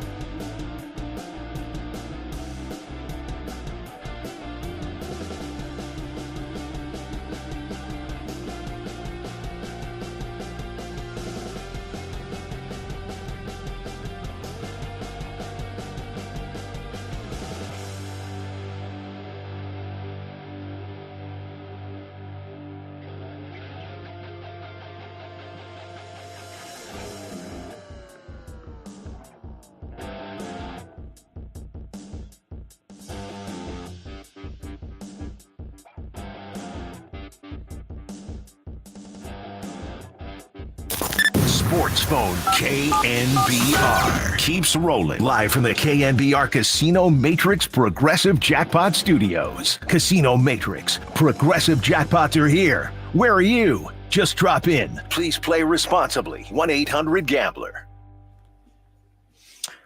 All right, welcome back out at Harmonic Brewing in Thrive City. Got Mike and Julia manning the ship here tonight. As cheers to everybody. NBA draft in the books for 2024. Most underwhelming draft you can remember, Greg? It's the most underwhelming draft I can remember. And yes, as I mentioned in our crossover segment with Tom and with Copes earlier, yeah, I go all the way back as a little kid to 89 in terms of drafts I can remember. And yeah, that was Tom was already in the league at that point, and Steve Kerr was already in the league at that point. But yeah, I think this is as underwhelming a draft as there has ever been. And, you know, even the thing with the day, which I guess because of the debate that was going on, I guess that was part of why they moved the second round up to be mid-afternoon, even though it was originally scheduled to be later in the evening here on the West Coast and more toward the nighttime on the East Coast. But yeah, I mean, just kind of a snooze fest. And here locally with the Warriors not having a first-round pick, and then 11 o'clock this morning, they don't even have a pick at all. And we're thinking, all right, well, nothing's going on. And then as we're scattering around kind of waiting for the draft to end, it's like, oh, yeah, the Warriors, they got the pick back that they let go and ended up selecting someone. So what an odd sequence of events that led the Warriors to wind up with Lindy Waters. Yeah, like of course Oklahoma it was City. when I was in the car too, trying to figure out if they did get the 52nd pick back. Then I get to the station, trying to text you, figure out the second apron. Like what's the simulation we're living in? And I'll give you another just to let everybody behind the curtain a little bit. So I was over at Chase where the assembled media was watching the draft, right? They had it basically in the press conference room where Mike Dunleavy Jr. was going to speak after the draft. And so I'm watching it with other media members and beat writers and the like. And we had Copes, who was over here getting set up for the broadcast that was going to be coming up after the Giants game here from Harmonic Brewing in Thrive City. And Derek, Copes' producer's there, and they're getting everything set up. And they had a little bit of a technical question / issue that I had an answer. I had an answer and a solution to because I do the shows out here all the time. And I'm also like Mr. Prepared, right? So I've got like a backup to the backup, right? Like if my headset goes out, I have a backup that I can go to. If one of my cables that plugs into the box that sends everything back to the studio. So I always go with two bags when I'm out here. And so there's nothing going on. I'm prepping the show. I'm like, all right, the Warriors got Lindy Waters and they're done for the day. And literally in the time that I walked across Thrive City to help Derek set up what was going on here and help him with this technical issue, that's when everything went down. And there's like all these tweets and I'm getting text messages from people. And it's like, the Warriors did what? And I'm trying to figure out what's true and what's not. And it wound up with Lindy Waters from Oklahoma City goes to the Warriors in trade. OKC got the Warriors pick. They flipped it to Portland to move up to 40. And then the Warriors wind up getting the pick back in a deal that is yet to be formally agreed to that's going to be finalized after the new league year. So the Warriors begin the day with 52. They end the day with 52. They select Quinton Post, the big from Boston College, the big who can shoot the three ball from Boston College, and they add Lindy Waters the third from Oklahoma City, somebody that had been a back end of the roster player for them the last couple of years and a two-way player going back a couple of years as well. And he comes over, a guy that has the potential, Greg, to be a 3-and-D kind of a wing. But, yeah, I was trying to figure out the one moment I get up and leave the room is when all that went down for me, was the long and the short of that. Yeah, life is hard for us over here. It's been that kind of. Nobody's complaining. Nobody's complaining. It's just been that kind of couple of days. No, that kind of couple of days for sure. By the way, first time ever for a 2-day draft, just for that Bronny James suspension, I guess. Yeah, never again. Never again. Go back. You could go back to one day. It's funny. Mike Dunleavy did address that at his press conference after the draft. The fact that he really wondered, and I think a lot of GMs wondered how it was going to work. And by the way, I'm going to get to my trade that I teased before the break here as we get to the top of our final hour here on KNBR.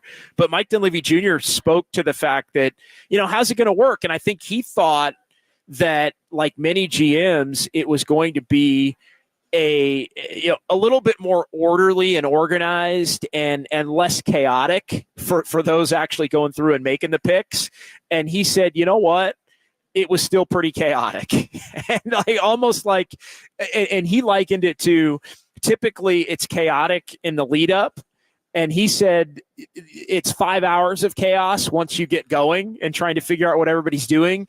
He said, you know what? It was basically the same level of chaos, only expanded from the 5 hours that it normally is to a 4-hour block last night, all night trying to reset everybody's board and figure out who everybody picked, and then another 3 hours of chaos today. So I think in Mike Dunleavy Jr.'s view of it, and I don't want to put words in his mouth, it sounded like he would rather just have the 5-6 hour one shot of chaos as opposed to 3 hours here and then another 5 before you go to bed and then another 8 before you wake up and then another 4 actually going through. So it sounds like it was a net too much chaos for Mike Dunleavy Jr. as he wants to get it through the 5 hours and everybody picks and move on to free agency, which is more important to the freaking Warriors anyway.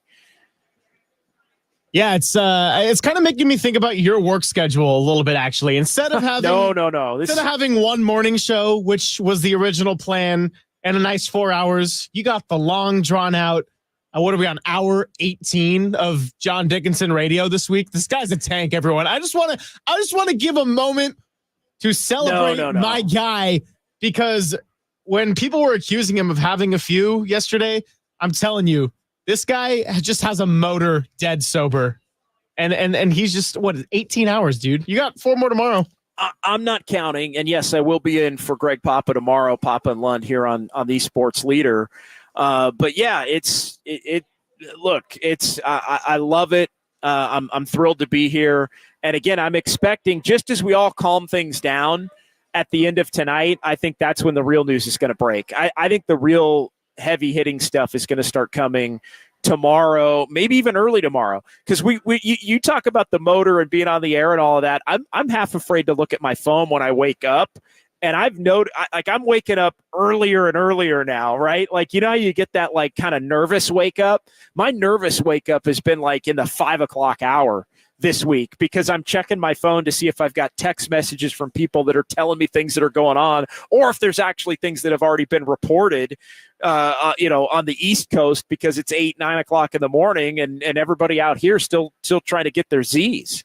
We had a legitimate plan in place last night. Like after our 2.5 hours, we started talking about, all right, what are we going to do if something happens in the next hour? Because kind of half felt like it was going to happen.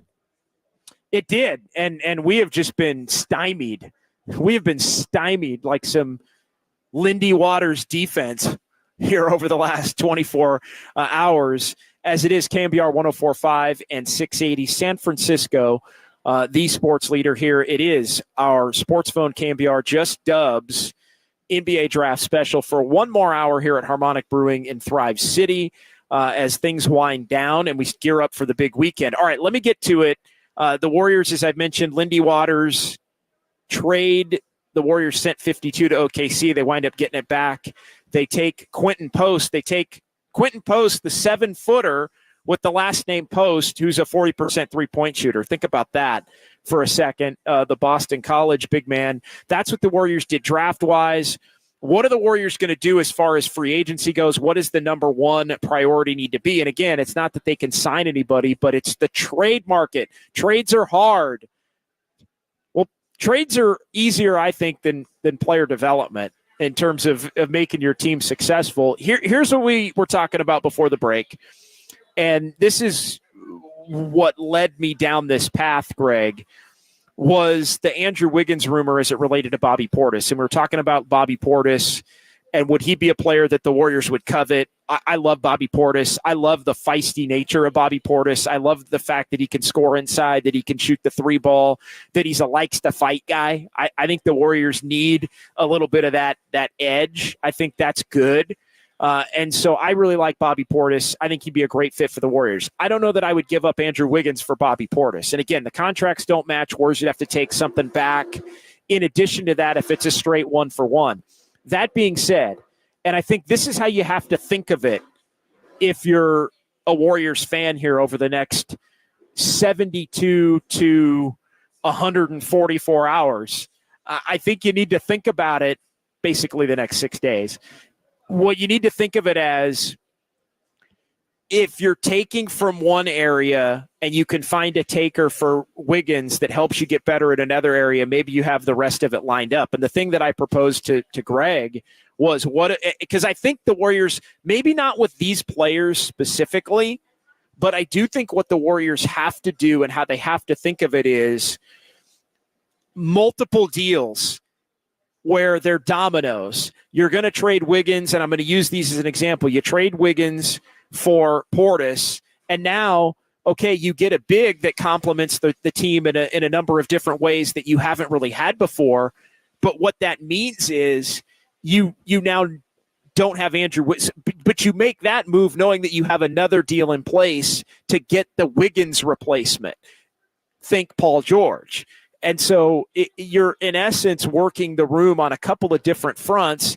And let's say all of a sudden through multiple trades, and again, these don't have to be 2-team trades. I think they could be 3-team trades, multi-team trades. I think you have to think big, as we've talked about. But what if, Greg, it winds up being, hey, you get Bobby Portis for Wiggins. You got to take a bad contract back potentially to make the finances work. But you do that knowing that you've already got this Paul George thing lined up, and you're going to be willing to make Paul George the contract offer that he wants. Yes, expensive, gulp. But then you look at this Warriors roster, you've got Curry, Podziemski, Paul George, Draymond Green, Bobby Portis. You still have Trace Jackson Davis at that point. You might even still have Klay Thompson at that point, depending upon whether Klay wants to come back.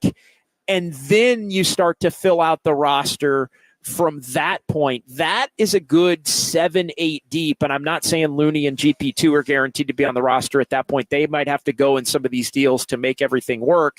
You're probably giving up Kaminga in this scenario, this specific one. I think you are giving up Kaminga, which I've said I would do for Paul George. I would give up Jonathan Kaminga for Paul George, assuming that you could get everything else worked out. I think the Warriors would be significantly better the next 2 years if they could swing that level. Now, again, to do it, you're also going to have to give up some draft capital that may make you feel a little bit uncomfortable, in addition to giving up Kaminga, which may make you feel a little uncomfortable. All that being said, though, Greg, I think that makes the Warriors significantly better. I think it moves the needle. I think it gets the Bay excited, and I think it would reinvigorate everything surrounding this team come October in the 24-25 season. Well, that's it right there, that the pieces fit. If you can do the Bobby Portis move and you get off of Andrew Wiggins, and then you got to take on a contract, but you're also working a Paul George deal at the same time, and you can pull off both, then you can list out a roster that fits together. And I think that one of the challenges with the Warriors right now, and this last year, frankly, is you heard a lot earlier in the season before things really started going sideways about the depth. And finally, it got to a point where you called BS on the depth, JD, not because they had bad players, but because they had a bunch of decent role players. They never had a second star, and they were losing a lot of games. So the depth thing doesn't matter quite as much if you can get a real core 3 or 4 people in that scenario. But if you're running this thing back, it is kind of a lack of, kind of a lack of depth in the sense of who's going to step up and fill that second star void. And it brings me to another comment from our guy, Andis Brown, from a couple segments ago. Said, let's say they essentially bring back almost the same roster from last year. So Kaminga's starting at the 3. Well, no, Kaminga's either starting at the 4 and Draymond's starting at the 5 and Wiggins is starting at the 3, or Kaminga's coming off the bench and Draymond's the 4 and Trace Jackson Davis is the 5. Here's the one thing I know for sure. If Kaminga and Wiggins are both on the roster next year, Wiggins is starting at the 3. That part I think we know for sure. The only question would be, does Kaminga play the 4, as you mentioned, or does Kaminga come off the bench at that point? And that relates back to the conversation that we had so many times on not only just Dubs, but on Dubs OT. And you made this point to me, and I had realized it, but actually hadn't really verbalized it. And then you did. The impression you got was when Jonathan Kaminga went out, as much as the Warriors loved what Jonathan Kaminga had provided and the explosion really from January, the mid part of January, all the way up until the point he got hurt late in March, as much as they loved that and they needed that, and it provided them with a spark that helped them win a lot of games, the impression I got and the impression you got, and I want to give you credit because you said it, was that the Warriors liked the Andrew Wiggins, Draymond Green, Trace Jackson Davis starting front line more than they liked the Wiggins, Kaminga, Draymond front line, with Kaminga starting. And, would they be more inclined to, because of the defensive prowess and the lob threat that TJD provides, would they be more apt in a all things being equal scenario to want to go with TJD at the 5 more than they would want to go with Kaminga as a starter at the 4, because Wiggins would be starting no matter what in that scenario. And then it leads back to, do you want Draymond playing the 5 all the time, which they had to do by necessity? I think they've pivoted off of that. I think they want to play Draymond at the 5, but I think that was more lip service to the point that they needed to figure out a way to play Kaminga, so they played Draymond at the 5 more than they really want to play Draymond at the 5 all the time.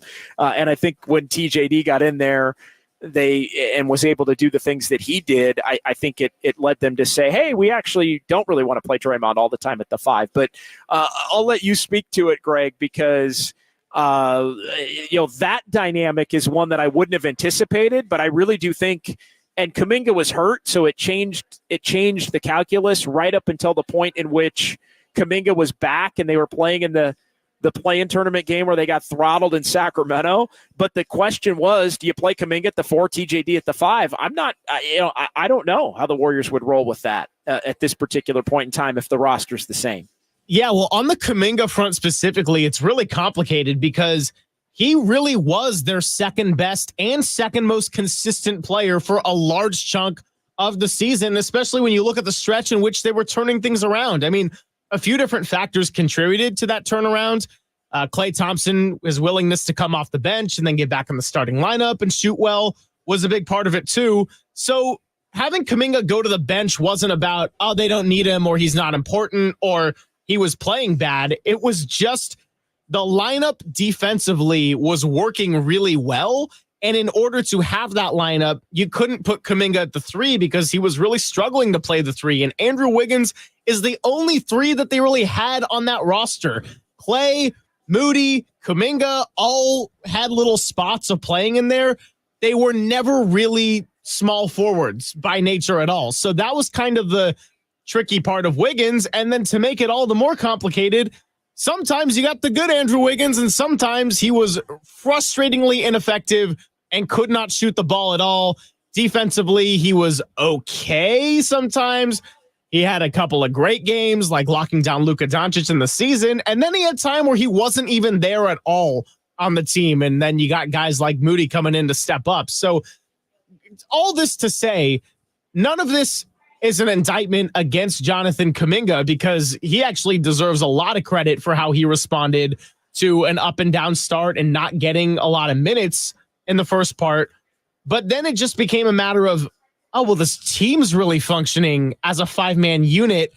And in order for that to work the best we've seen this year, Kaminga might have to come off the bench, which is something I don't think he's going to want to do.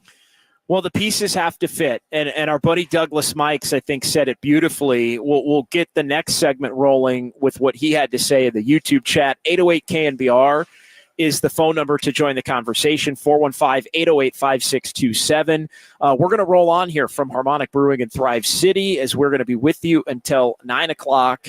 It is JD, our Just Dubs, NBA Draft Special for KNBR 104.5 and 680, the sports leader.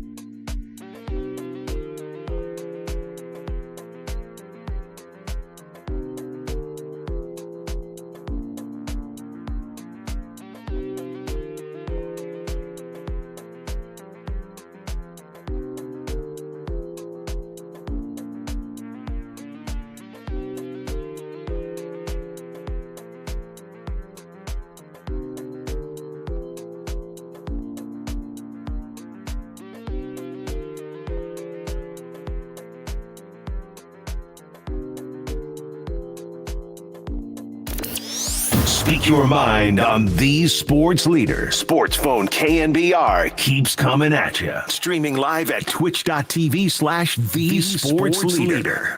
You have two layers to this, right? I think Klay absolutely is all in on Steve Kerr and Steph Curry and the rest of the core, right? But you have ownership, you have management, and you have a guy in Klay who I think is looking at the landscape and saying, okay, if you didn't want to give me the contract that you gave Draymond, which is definitely, I think, an issue and a sticking point. You give Draymond 4 years, $100 million. You offer me 2 years, 48. That's not going to land very well. Then after that, there's no real extensive efforts on ownership's part or the Warriors' part to pull them aside and say, listen, we obviously love you, we value you, and here's how we see this playing out. They have not been engaged like that when it comes to the process behind the scenes. That's Sam Amick from earlier here this week on KNBR. We welcome you back. It is our Sports Phone KNBR NBA Draft Special, Harmonic Brewing in Thrive City. Beautiful evening out here in San Francisco. Kind of a snoozer as far as the NBA Draft went, in particular for the Golden State Warriors. On the clock at 52. And we will get back into some of the conversation about Klay Thompson coming up here in a moment. And Douglas Mikes, our buddy, with a great comment that really tied the conversation we were having in the last segment all together. But just kind of resetting, and we should do this at the beginning of each segment here, resetting what the Warriors did do today, which was acquire Oklahoma City Thunder wing Lindy Waters III. That with the 52nd pick in the draft, that was reported this morning, right around 11. So for a good chunk of the day, it looked like the Warriors were not going to have a draft pick at all today. And then they wind up moving back into the draft, believing that there were a couple of players on the board that they had ranked pretty high. They wanted to get back in. How do they do it? At some point in the 50s. Well, OKC, as it turns out, had shipped the Warriors pick to Portland to move from 52 up to 40. And so Oklahoma City was picking at 40. That meant Portland now owned the Warriors pick, and Portland didn't have any use for that Warriors pick at 52, and they decided they would do a deal which is yet to be formally completed, but is in the works for Quinton Post, the 7-footer from Boston College, who had also played collegiately at Mississippi State. And Quinton Post is a three-point shooting big man that's 24 years old, so an older rookie as he enters the NBA. Will he be rostered or a two-way player? Mike Dunleavy Jr., to the best that he could explain, more generally, not specifically to Quinton Post, but to any of the players that would be acquired, whether they would be two-way guys or not, up to the discretion of the rest of the things that the Warriors look to do and are able to complete. So Waters official, Quinton Post, I think technically still belongs to Portland right now, but he's going to be a member of the Golden State Warriors here once the dust settles. 808 KNBR, 415-808-5627 with you here until 9 o'clock. I do want to get back, Greg, to, and you had some wonderful facts on Quinton Post. We may want to reset those between now and 9 o'clock. I wanted to get to our buddy Douglas Mikes, who in the YouTube chat, and we appreciate everybody watching on YouTube and Twitch and the KNBR Twitter stream. Huge numbers today all the way around on that. But Douglas Mikes, we were talking about the issue that the Warriors have with Jonathan Kaminga and Trace Jackson Davis. And here's the way Douglas Mikes summarized it. Draymond shouldn't play the 5 a lot, and Kaminga can't play small forward, and TJD looks good at the 5. Ruh-roh. I don't think I could have said it any more succinctly and any better than Douglas Mikes did. All things I think are true there. I just cannot see a scenario, and I probably shouldn't say it because there have been reports, and we talked about it a lot at the end of the season, the fact that I do think the Warriors are looking to move Wiggins, at least explore what's out there and available. And there have been reports to that tune here even in the last 24 hours. But I find it hard to believe that the Warriors would go into next year believing that Jonathan Kaminga, who's exclusively played the 4 for them the last 3 years and the first 3 years of his career, and finally found some consistent success playing the 4 in January, February, and March before he got hurt. I find it extremely hard to believe that the Warriors are going to now pivot to a point where they say JK is going to be the incumbent starting 3 almost under any circumstances related to the rest of the roster. So it does become a conundrum of, if Wiggins is on the roster, he's the 3. If not, it's probably not going to be Kaminga. If TJD's the best 5, where does that leave Draymond? And could all of this add up to Kaminga having to come off the bench, which, as others in the YouTube chat have said, Greg, he probably wouldn't be happy about, even though the Warriors are looking to try to maybe break him off to the tune of $120 to $130 million as far as a new contract. Yeah, and last night, the possibility of an extension is something we spent a few minutes on too, where there's some wariness on if the Warriors were to end up with Paul George about paying him a max contract of 4 years. And look, I get it. 4 years for a player that's already in his mid-30s and he's had some injuries.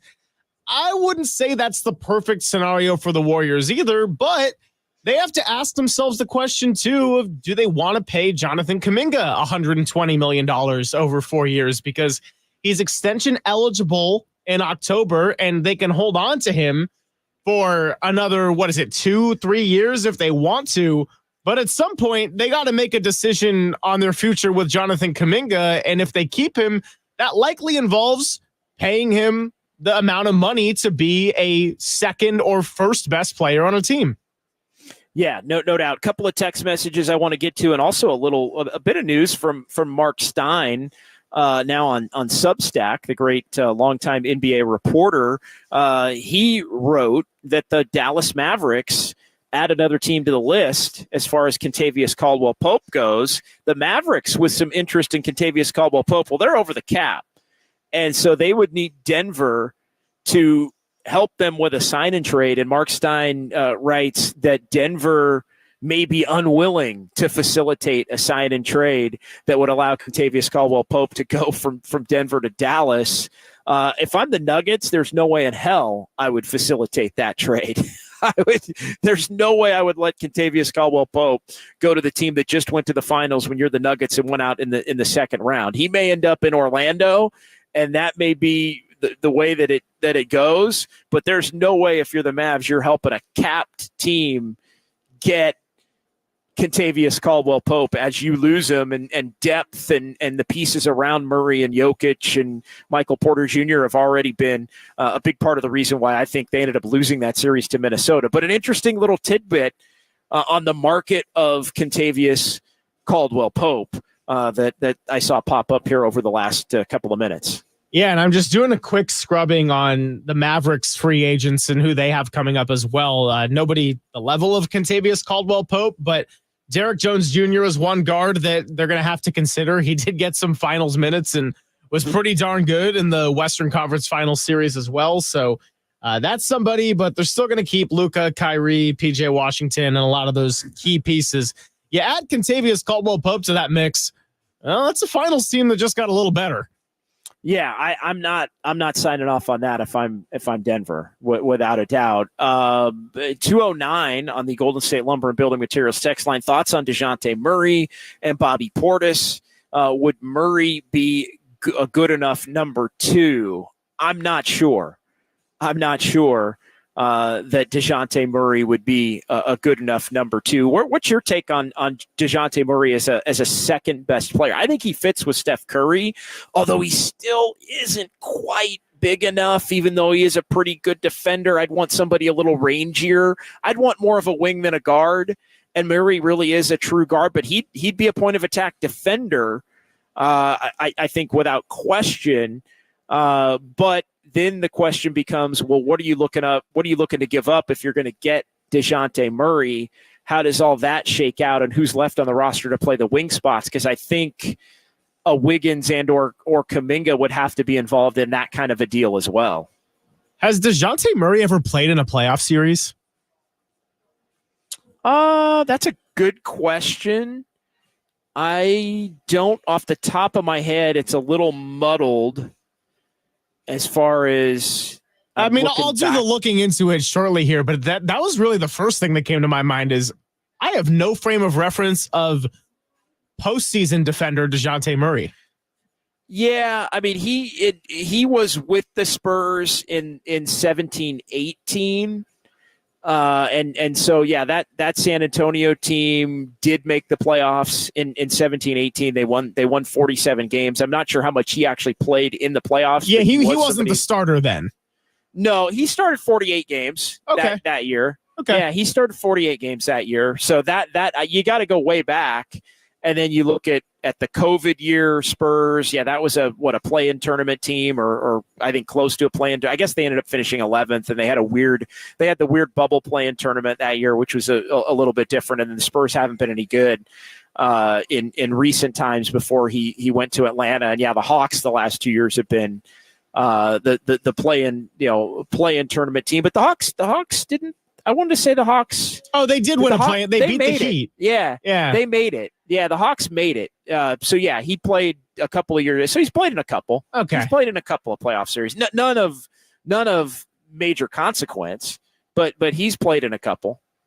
I'll give myself a small slap on the wrist for not remembering last year, but not a big slap on the wrist because that was not a memorable Atlanta Hawks playoffs last year. No, it most certainly was not. And actually, I think that 2018 series, if memory serves, the 2018 series was against the Warriors. There was a first round series against the Warriors before they played the Pelicans and the Rockets and the Cavs in the finals, the second of the back-to-back years. And then there was another disgruntled person on the text line that had a really rude comment about me, and it was it was something I said about Andrew Wiggins, although the person did not specify what I said. You blankety blank blank, we'll leave it at that, from the 510. You can't just say that about Wiggins. What did I say? That he's a start? Did I say he's a starter over Kaminga at the 3? Is that what set him off? Well, I wonder what set him off. What do you think set him off? I don't know. We actually had some funny comments in the chat last night where I had the same thought of, I have no idea what made this person upset to begin with. But if you look at this person's history of texts, it's not overwhelmingly positive. So you used the L word last night, and I'm going to have your back tonight. Hey, 510, that's loser talk.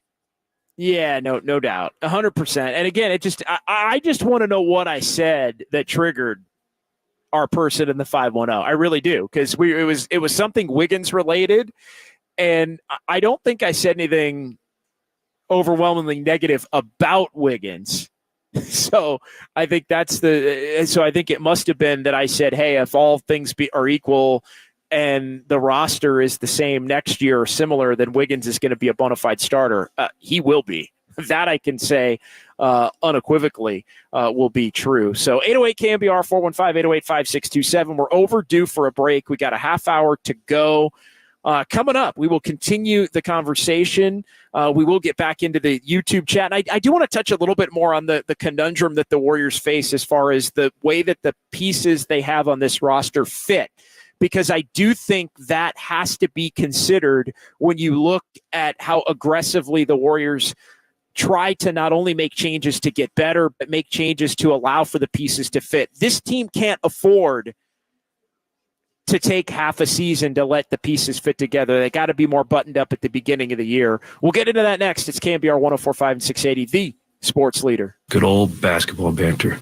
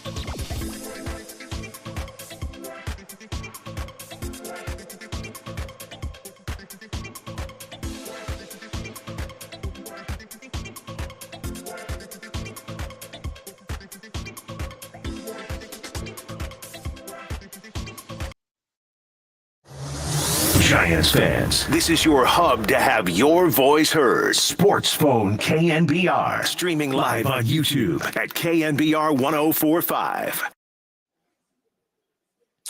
All right, back here at Harmonic Brewing, it's our Just Dubs NBA Draft Special Sports Phone variety. 808 KNBR, final 20 minutes or so here as we get you up until the 9 o'clock hour. We're going to be back in this time slot Monday, Greg, and that's going to be a lot of reaction to free agency, which is going to tip off formally on Sunday afternoon, although I think we're going to hear a lot of things tomorrow and Saturday, and maybe a few even a little, tonight we're seeing some rumblings and some rumors, the Kentavious Caldwell-Pope nugget from Mark Stein. I think now that the draft is behind us, we are going to be flooded with reports and rumors and who's really interested in who, especially now that the draft is over and teams have a little bit of a better feel for who they can project among their draft picks to be members of rotations and levels of how some of these guys are going to be able to be counted on. We will get back into the YouTube chat as well. And Andis Brown, I do want to give a hat tip. Andis was on the Dejounte Murray. He was all over Dejounte Murray. I think Andis might have got it quicker than I did. As far as looking up Dejounte Murray, 11 games in 2017, 5 in 2018. We were talking about his playoff acumen and when he was playing regularly for the San Antonio Spurs. But he did play in the 18 playoffs for sure. He played a couple of years ago and with Atlanta in the playoffs as they clinched it through the play-in tournament a year ago. We talked about, and I do want to get into this in this segment again a little bit, the Warriors have to make sure the pieces fit. And, I'm left with this thought, and look, because there is going to have the potential to be some significant change.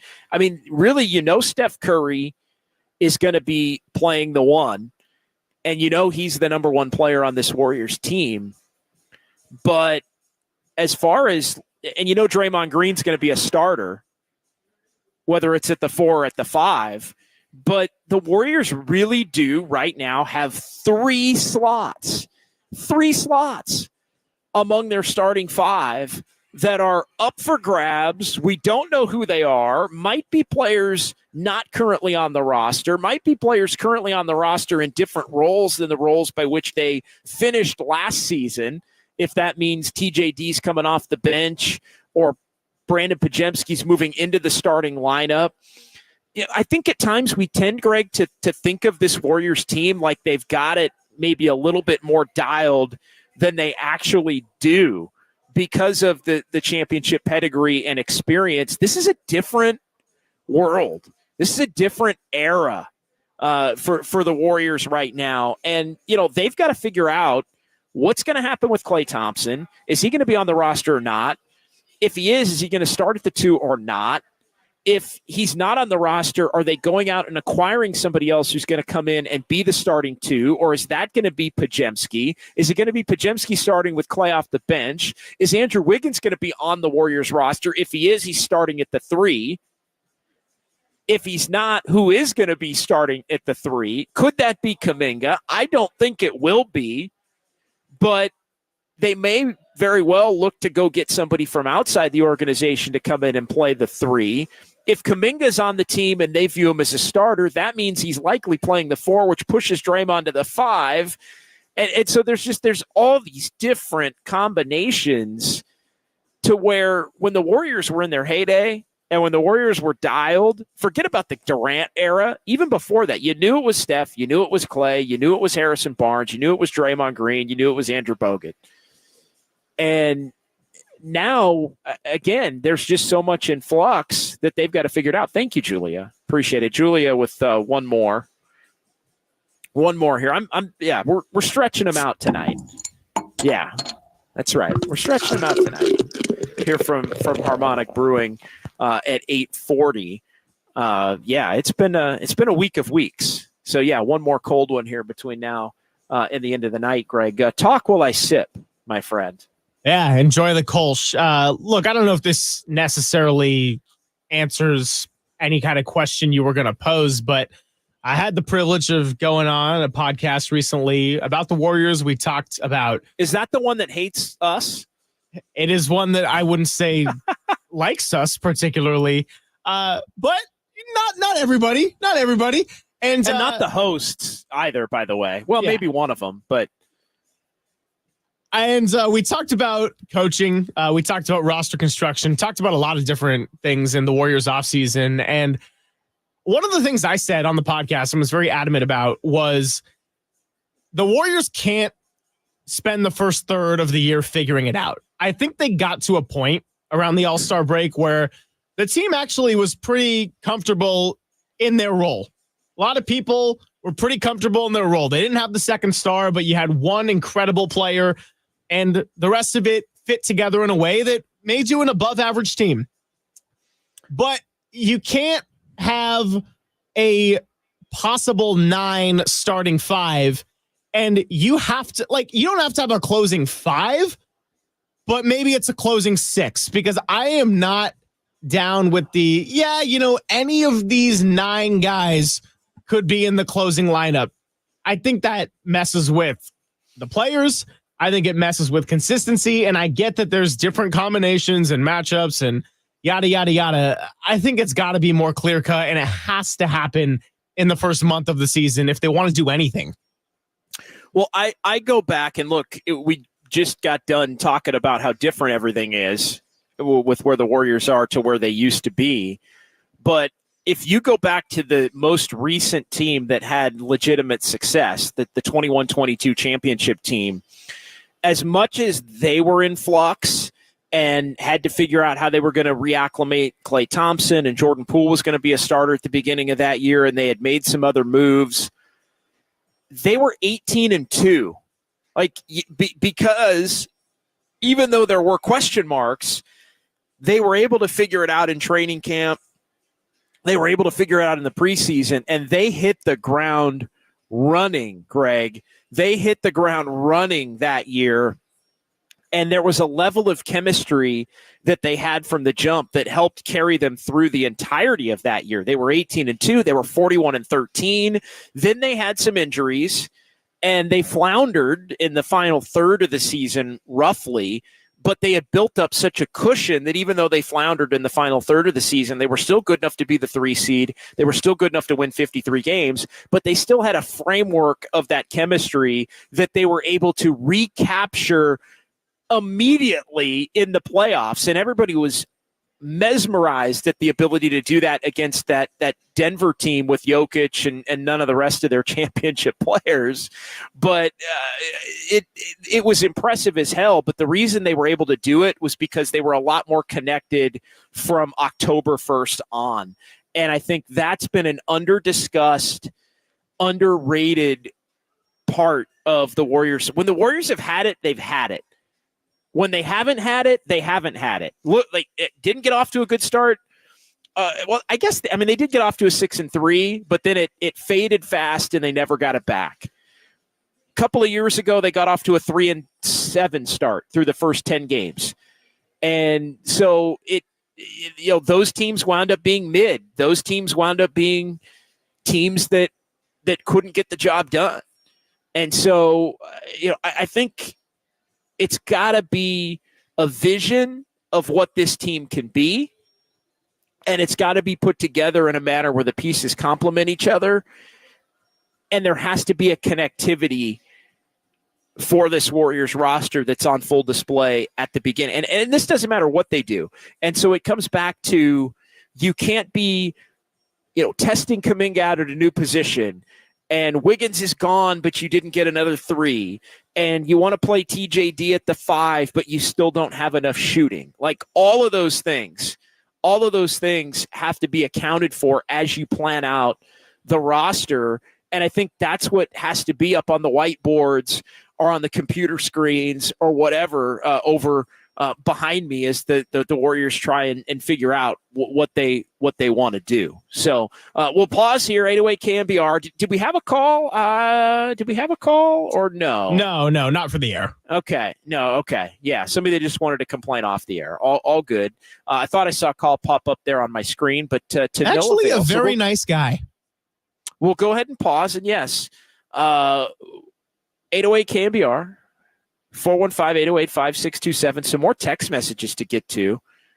None from the 510, though. Well, at least from one specific person in the 510 who's having themselves a night.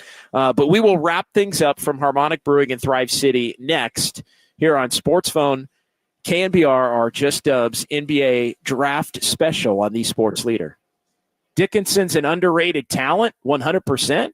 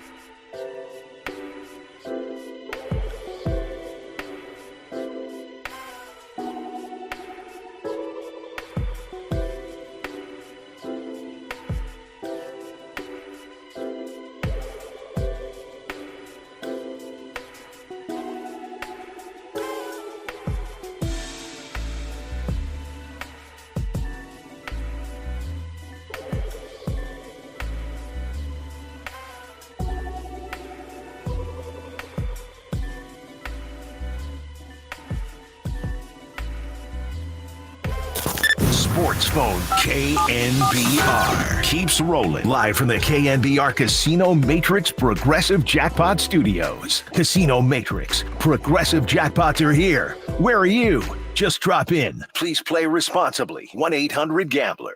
Jackson Davis out to Bajemski. Shot clock at 12. Brandon Lobb. Kaminga will finish that one.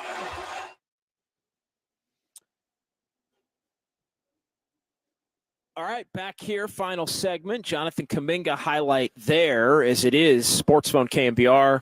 Final 10 minutes or so here as it is John Dickinson, Greg Silver on the Sports Leader. We're going to be back. I'm going to be back tomorrow with John Lund from 10 a.m. until 2, again, sitting in for Greg Papa. And then if anything breaks over the weekend on Sunday in particular, as the free agency new league year period begins in the afternoon on Sunday, anything breaks Warriors related, and we're going to be all over it. We're going to go live on YouTube and then potentially be joined even on KNBR after extra innings with Bill Lasky, the Giants and the Dodgers going at it this weekend over at Oracle Park. And so we've got you covered. And then we're back Monday as well for this is our draft special. Monday's going to be our free agency special, and we'll be reacting to everything that has gone on to that point. And I do think the Warriors are going to have a couple of things done by Sunday night and or Monday afternoon and on into the evening when we reconvene for our next show in this time slot. But yeah, we'll be talking a lot about the NBA draft that wasn't today, tomorrow from 10 until 2 here on the Sports Leader, and then back Sunday if news breaks, and Monday evening as well on KNBR. So yeah, Jonathan Kaminga, the highlight there. What will the decision be? Because I think we know the Warriors have been reluctant to really look to trade Jonathan Kaminga, though there has been reporting that they would be willing to do it for an all-star caliber player, where it gets a little bit dicey, Greg, and this relates back to some of the conversation from earlier. Would they do it for a player in his 30s, maybe even his mid-30s? Trade Jonathan Kaminga, Paul George, Jimmy Butler. First time we've mentioned Jimmy Butler tonight, but one of those guys who might be great for the next 2 years, might not be great beyond the next 2 years, and you might have to pay him for beyond the next 2 years to get him into the fold. They've at least told some people who've reported they do it for an all-star, but what level of an all-star? It never really has been specified if it has to be an all-star in their prime or not. I don't know if this is a little bit unrelated to what you were saying, but I think this idea of holding on to the future, look, they tried the 2-track plan. That was a big point of discussion. You know, when the 2-track plan died, wasn't the punch for Jordan Poole. It was drafting James Wiseman, in my opinion, because we've seen now what Jordan Poole is as the best player on a team. And Poole was able to hold it down offensively in stretches when Steph missed games back in 2023. But I don't know, was a Poole, Moody, Kaminga team with no true center going to continue this thing onward with an Andrew Wiggins? No. Yeah. No. I mean, the simple answer to that is no. And look, I think they're committed to winning now to the best of their ability. despite some of the things that you've heard Steve Kerr say about, basically wanting to go out with dignity and class in terms of like the big three, and it's a little too San Antonio-ish without Kawhi sounding for me sometimes when Steve Kerr says that. But we had a texter that mentioned this earlier, the simple fact that, hey, if you're a longtime Warrior fan, you never would have dreamt that the Warriors would have won an NBA championship beyond the one that they won back in 1975, which predates even me by a decent chunk. So it in a lot of ways, they've accomplished something that nobody would have believed would have been able to be accomplished. And so it's all kind of gravy at this point as things wind down, and you just want to see Steph and Draymond and maybe even Klay remain together for the rest of their days. But I think Steph and Draymond in particular are still good enough to where you need to try to maximize this thing. And I do think there's an ability for it to be special over these next couple of years. I really do. And I think the one thing that the Warriors have done to their detriment is they've had too much of a belief still, even though they're not on a 2 timeline plan, Greg, there's still too much of a belief tied to what the young guys could be. And I think they're in that mode.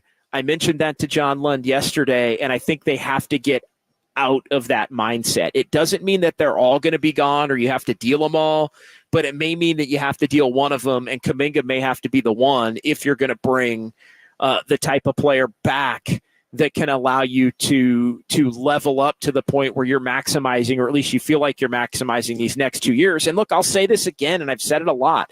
It's nothing against Kaminga, but even if Kaminga turns into Jaylen Brown, what is Jaylen Brown if you don't have a number of other really good to great players around him in terms of being able to be a team that's a perennial contender? I mean, Jaylen Brown has Jason Tatum right next to him, and they still couldn't get over the hump until they went and got Drew Holiday and Derek White and Kristaps Porzingis in terms of winning a championship. Now, does that make it to where, if you're not going to win a championship, you shouldn't do it? They don't even have the second guy. And I'm sorry, I think Kuminga is the only one of the players that's even got a shot among the young players that they currently have on the roster to be a true star level player. And he still probably is multiple years away from even being that. Yeah. I mean, I think you look at those 4 young guys, 3 of them had really positive seasons last year, either as rookies or making a big jump. And Moody was the one that had moments, and his playing time was very much coming and going. Not saying that's his fault, but he's kind of the one where it's like, okay, yeah, maybe not. The other 3, very positive jumps, but you also got to ask yourself, what is the ceiling of a Brandon Podziemski, not as an NBA player, but as an NBA player in the next 2 years? What is Trace Jackson Davis in the next 2 years? And that's where you can ask yourself, what's the ceiling of Jonathan Kuminga in the next 2 years? It's not about if he can be an all-star. It's not about if he can lead a team. It's about what is his ceiling as long as you have Stephen Curry playing at high level, best player on a contending team level. Yeah, that's what it comes down to. And I think and this is why I've said a lot that Kuminga really for me is the pivot point to the future of the Warriors. It's either he can be a bona fide number 2 basically by the end of this year and moving forward into next year, or he is somebody that you have to look to move on from to bring somebody back who can be that player. It's one or the other. It's either him and you believe that it's him and you keep him because you believe that it's him, and if it turns out not to be, that's a fail, or you look to make the move because you are acknowledging the fact that it's not him and you have to go get the guy who can be that number 2. And if you can't do that, or the player you get turns out to not be that, then that's a fail. Basically. And so I think the days of having your cake and eating it too have gone by the wayside for the Golden State Warriors. Greg, wonderful job tonight, my friend. Really appreciate it. A little bit of a clunky start with the crossover and changing things up as far as our connections and our streams, but you handled it marvelously, my friend, and I appreciate it. And I'm going to finish this Kolsch for you, and cheers to you, and we will reconvene on Sunday at some point, I believe. Hey, thank you to you as well. Also, big thank you to Tim Webb for helping me with the technicalities as we switched over onto our show. Big thank you to Kyle Chung, who was helping me out tonight. Not always in the camera, hanging out in the room, but when I had all that information on Trace Jackson Davis and on Quinton Post, well, I had a guy doing some of the work for me. So always appreciated. One of our Kyles at the station. And for anyone in the chat still with us at this late hour, thank you. Come back on Monday. Let's have a good time. Yeah, no, really appreciate it. Everybody from Douglas Mikes to Andis Brown to John Jay and so many others, too many to count. Jason Mishler, lots of folks, G. Finley, among the many, AJ Cruz. We appreciate everybody for joining us, and join us again on Monday. For Greg and Kyle, I'm JD, KNBR 104.5 and 680, the sports leader. Cheers.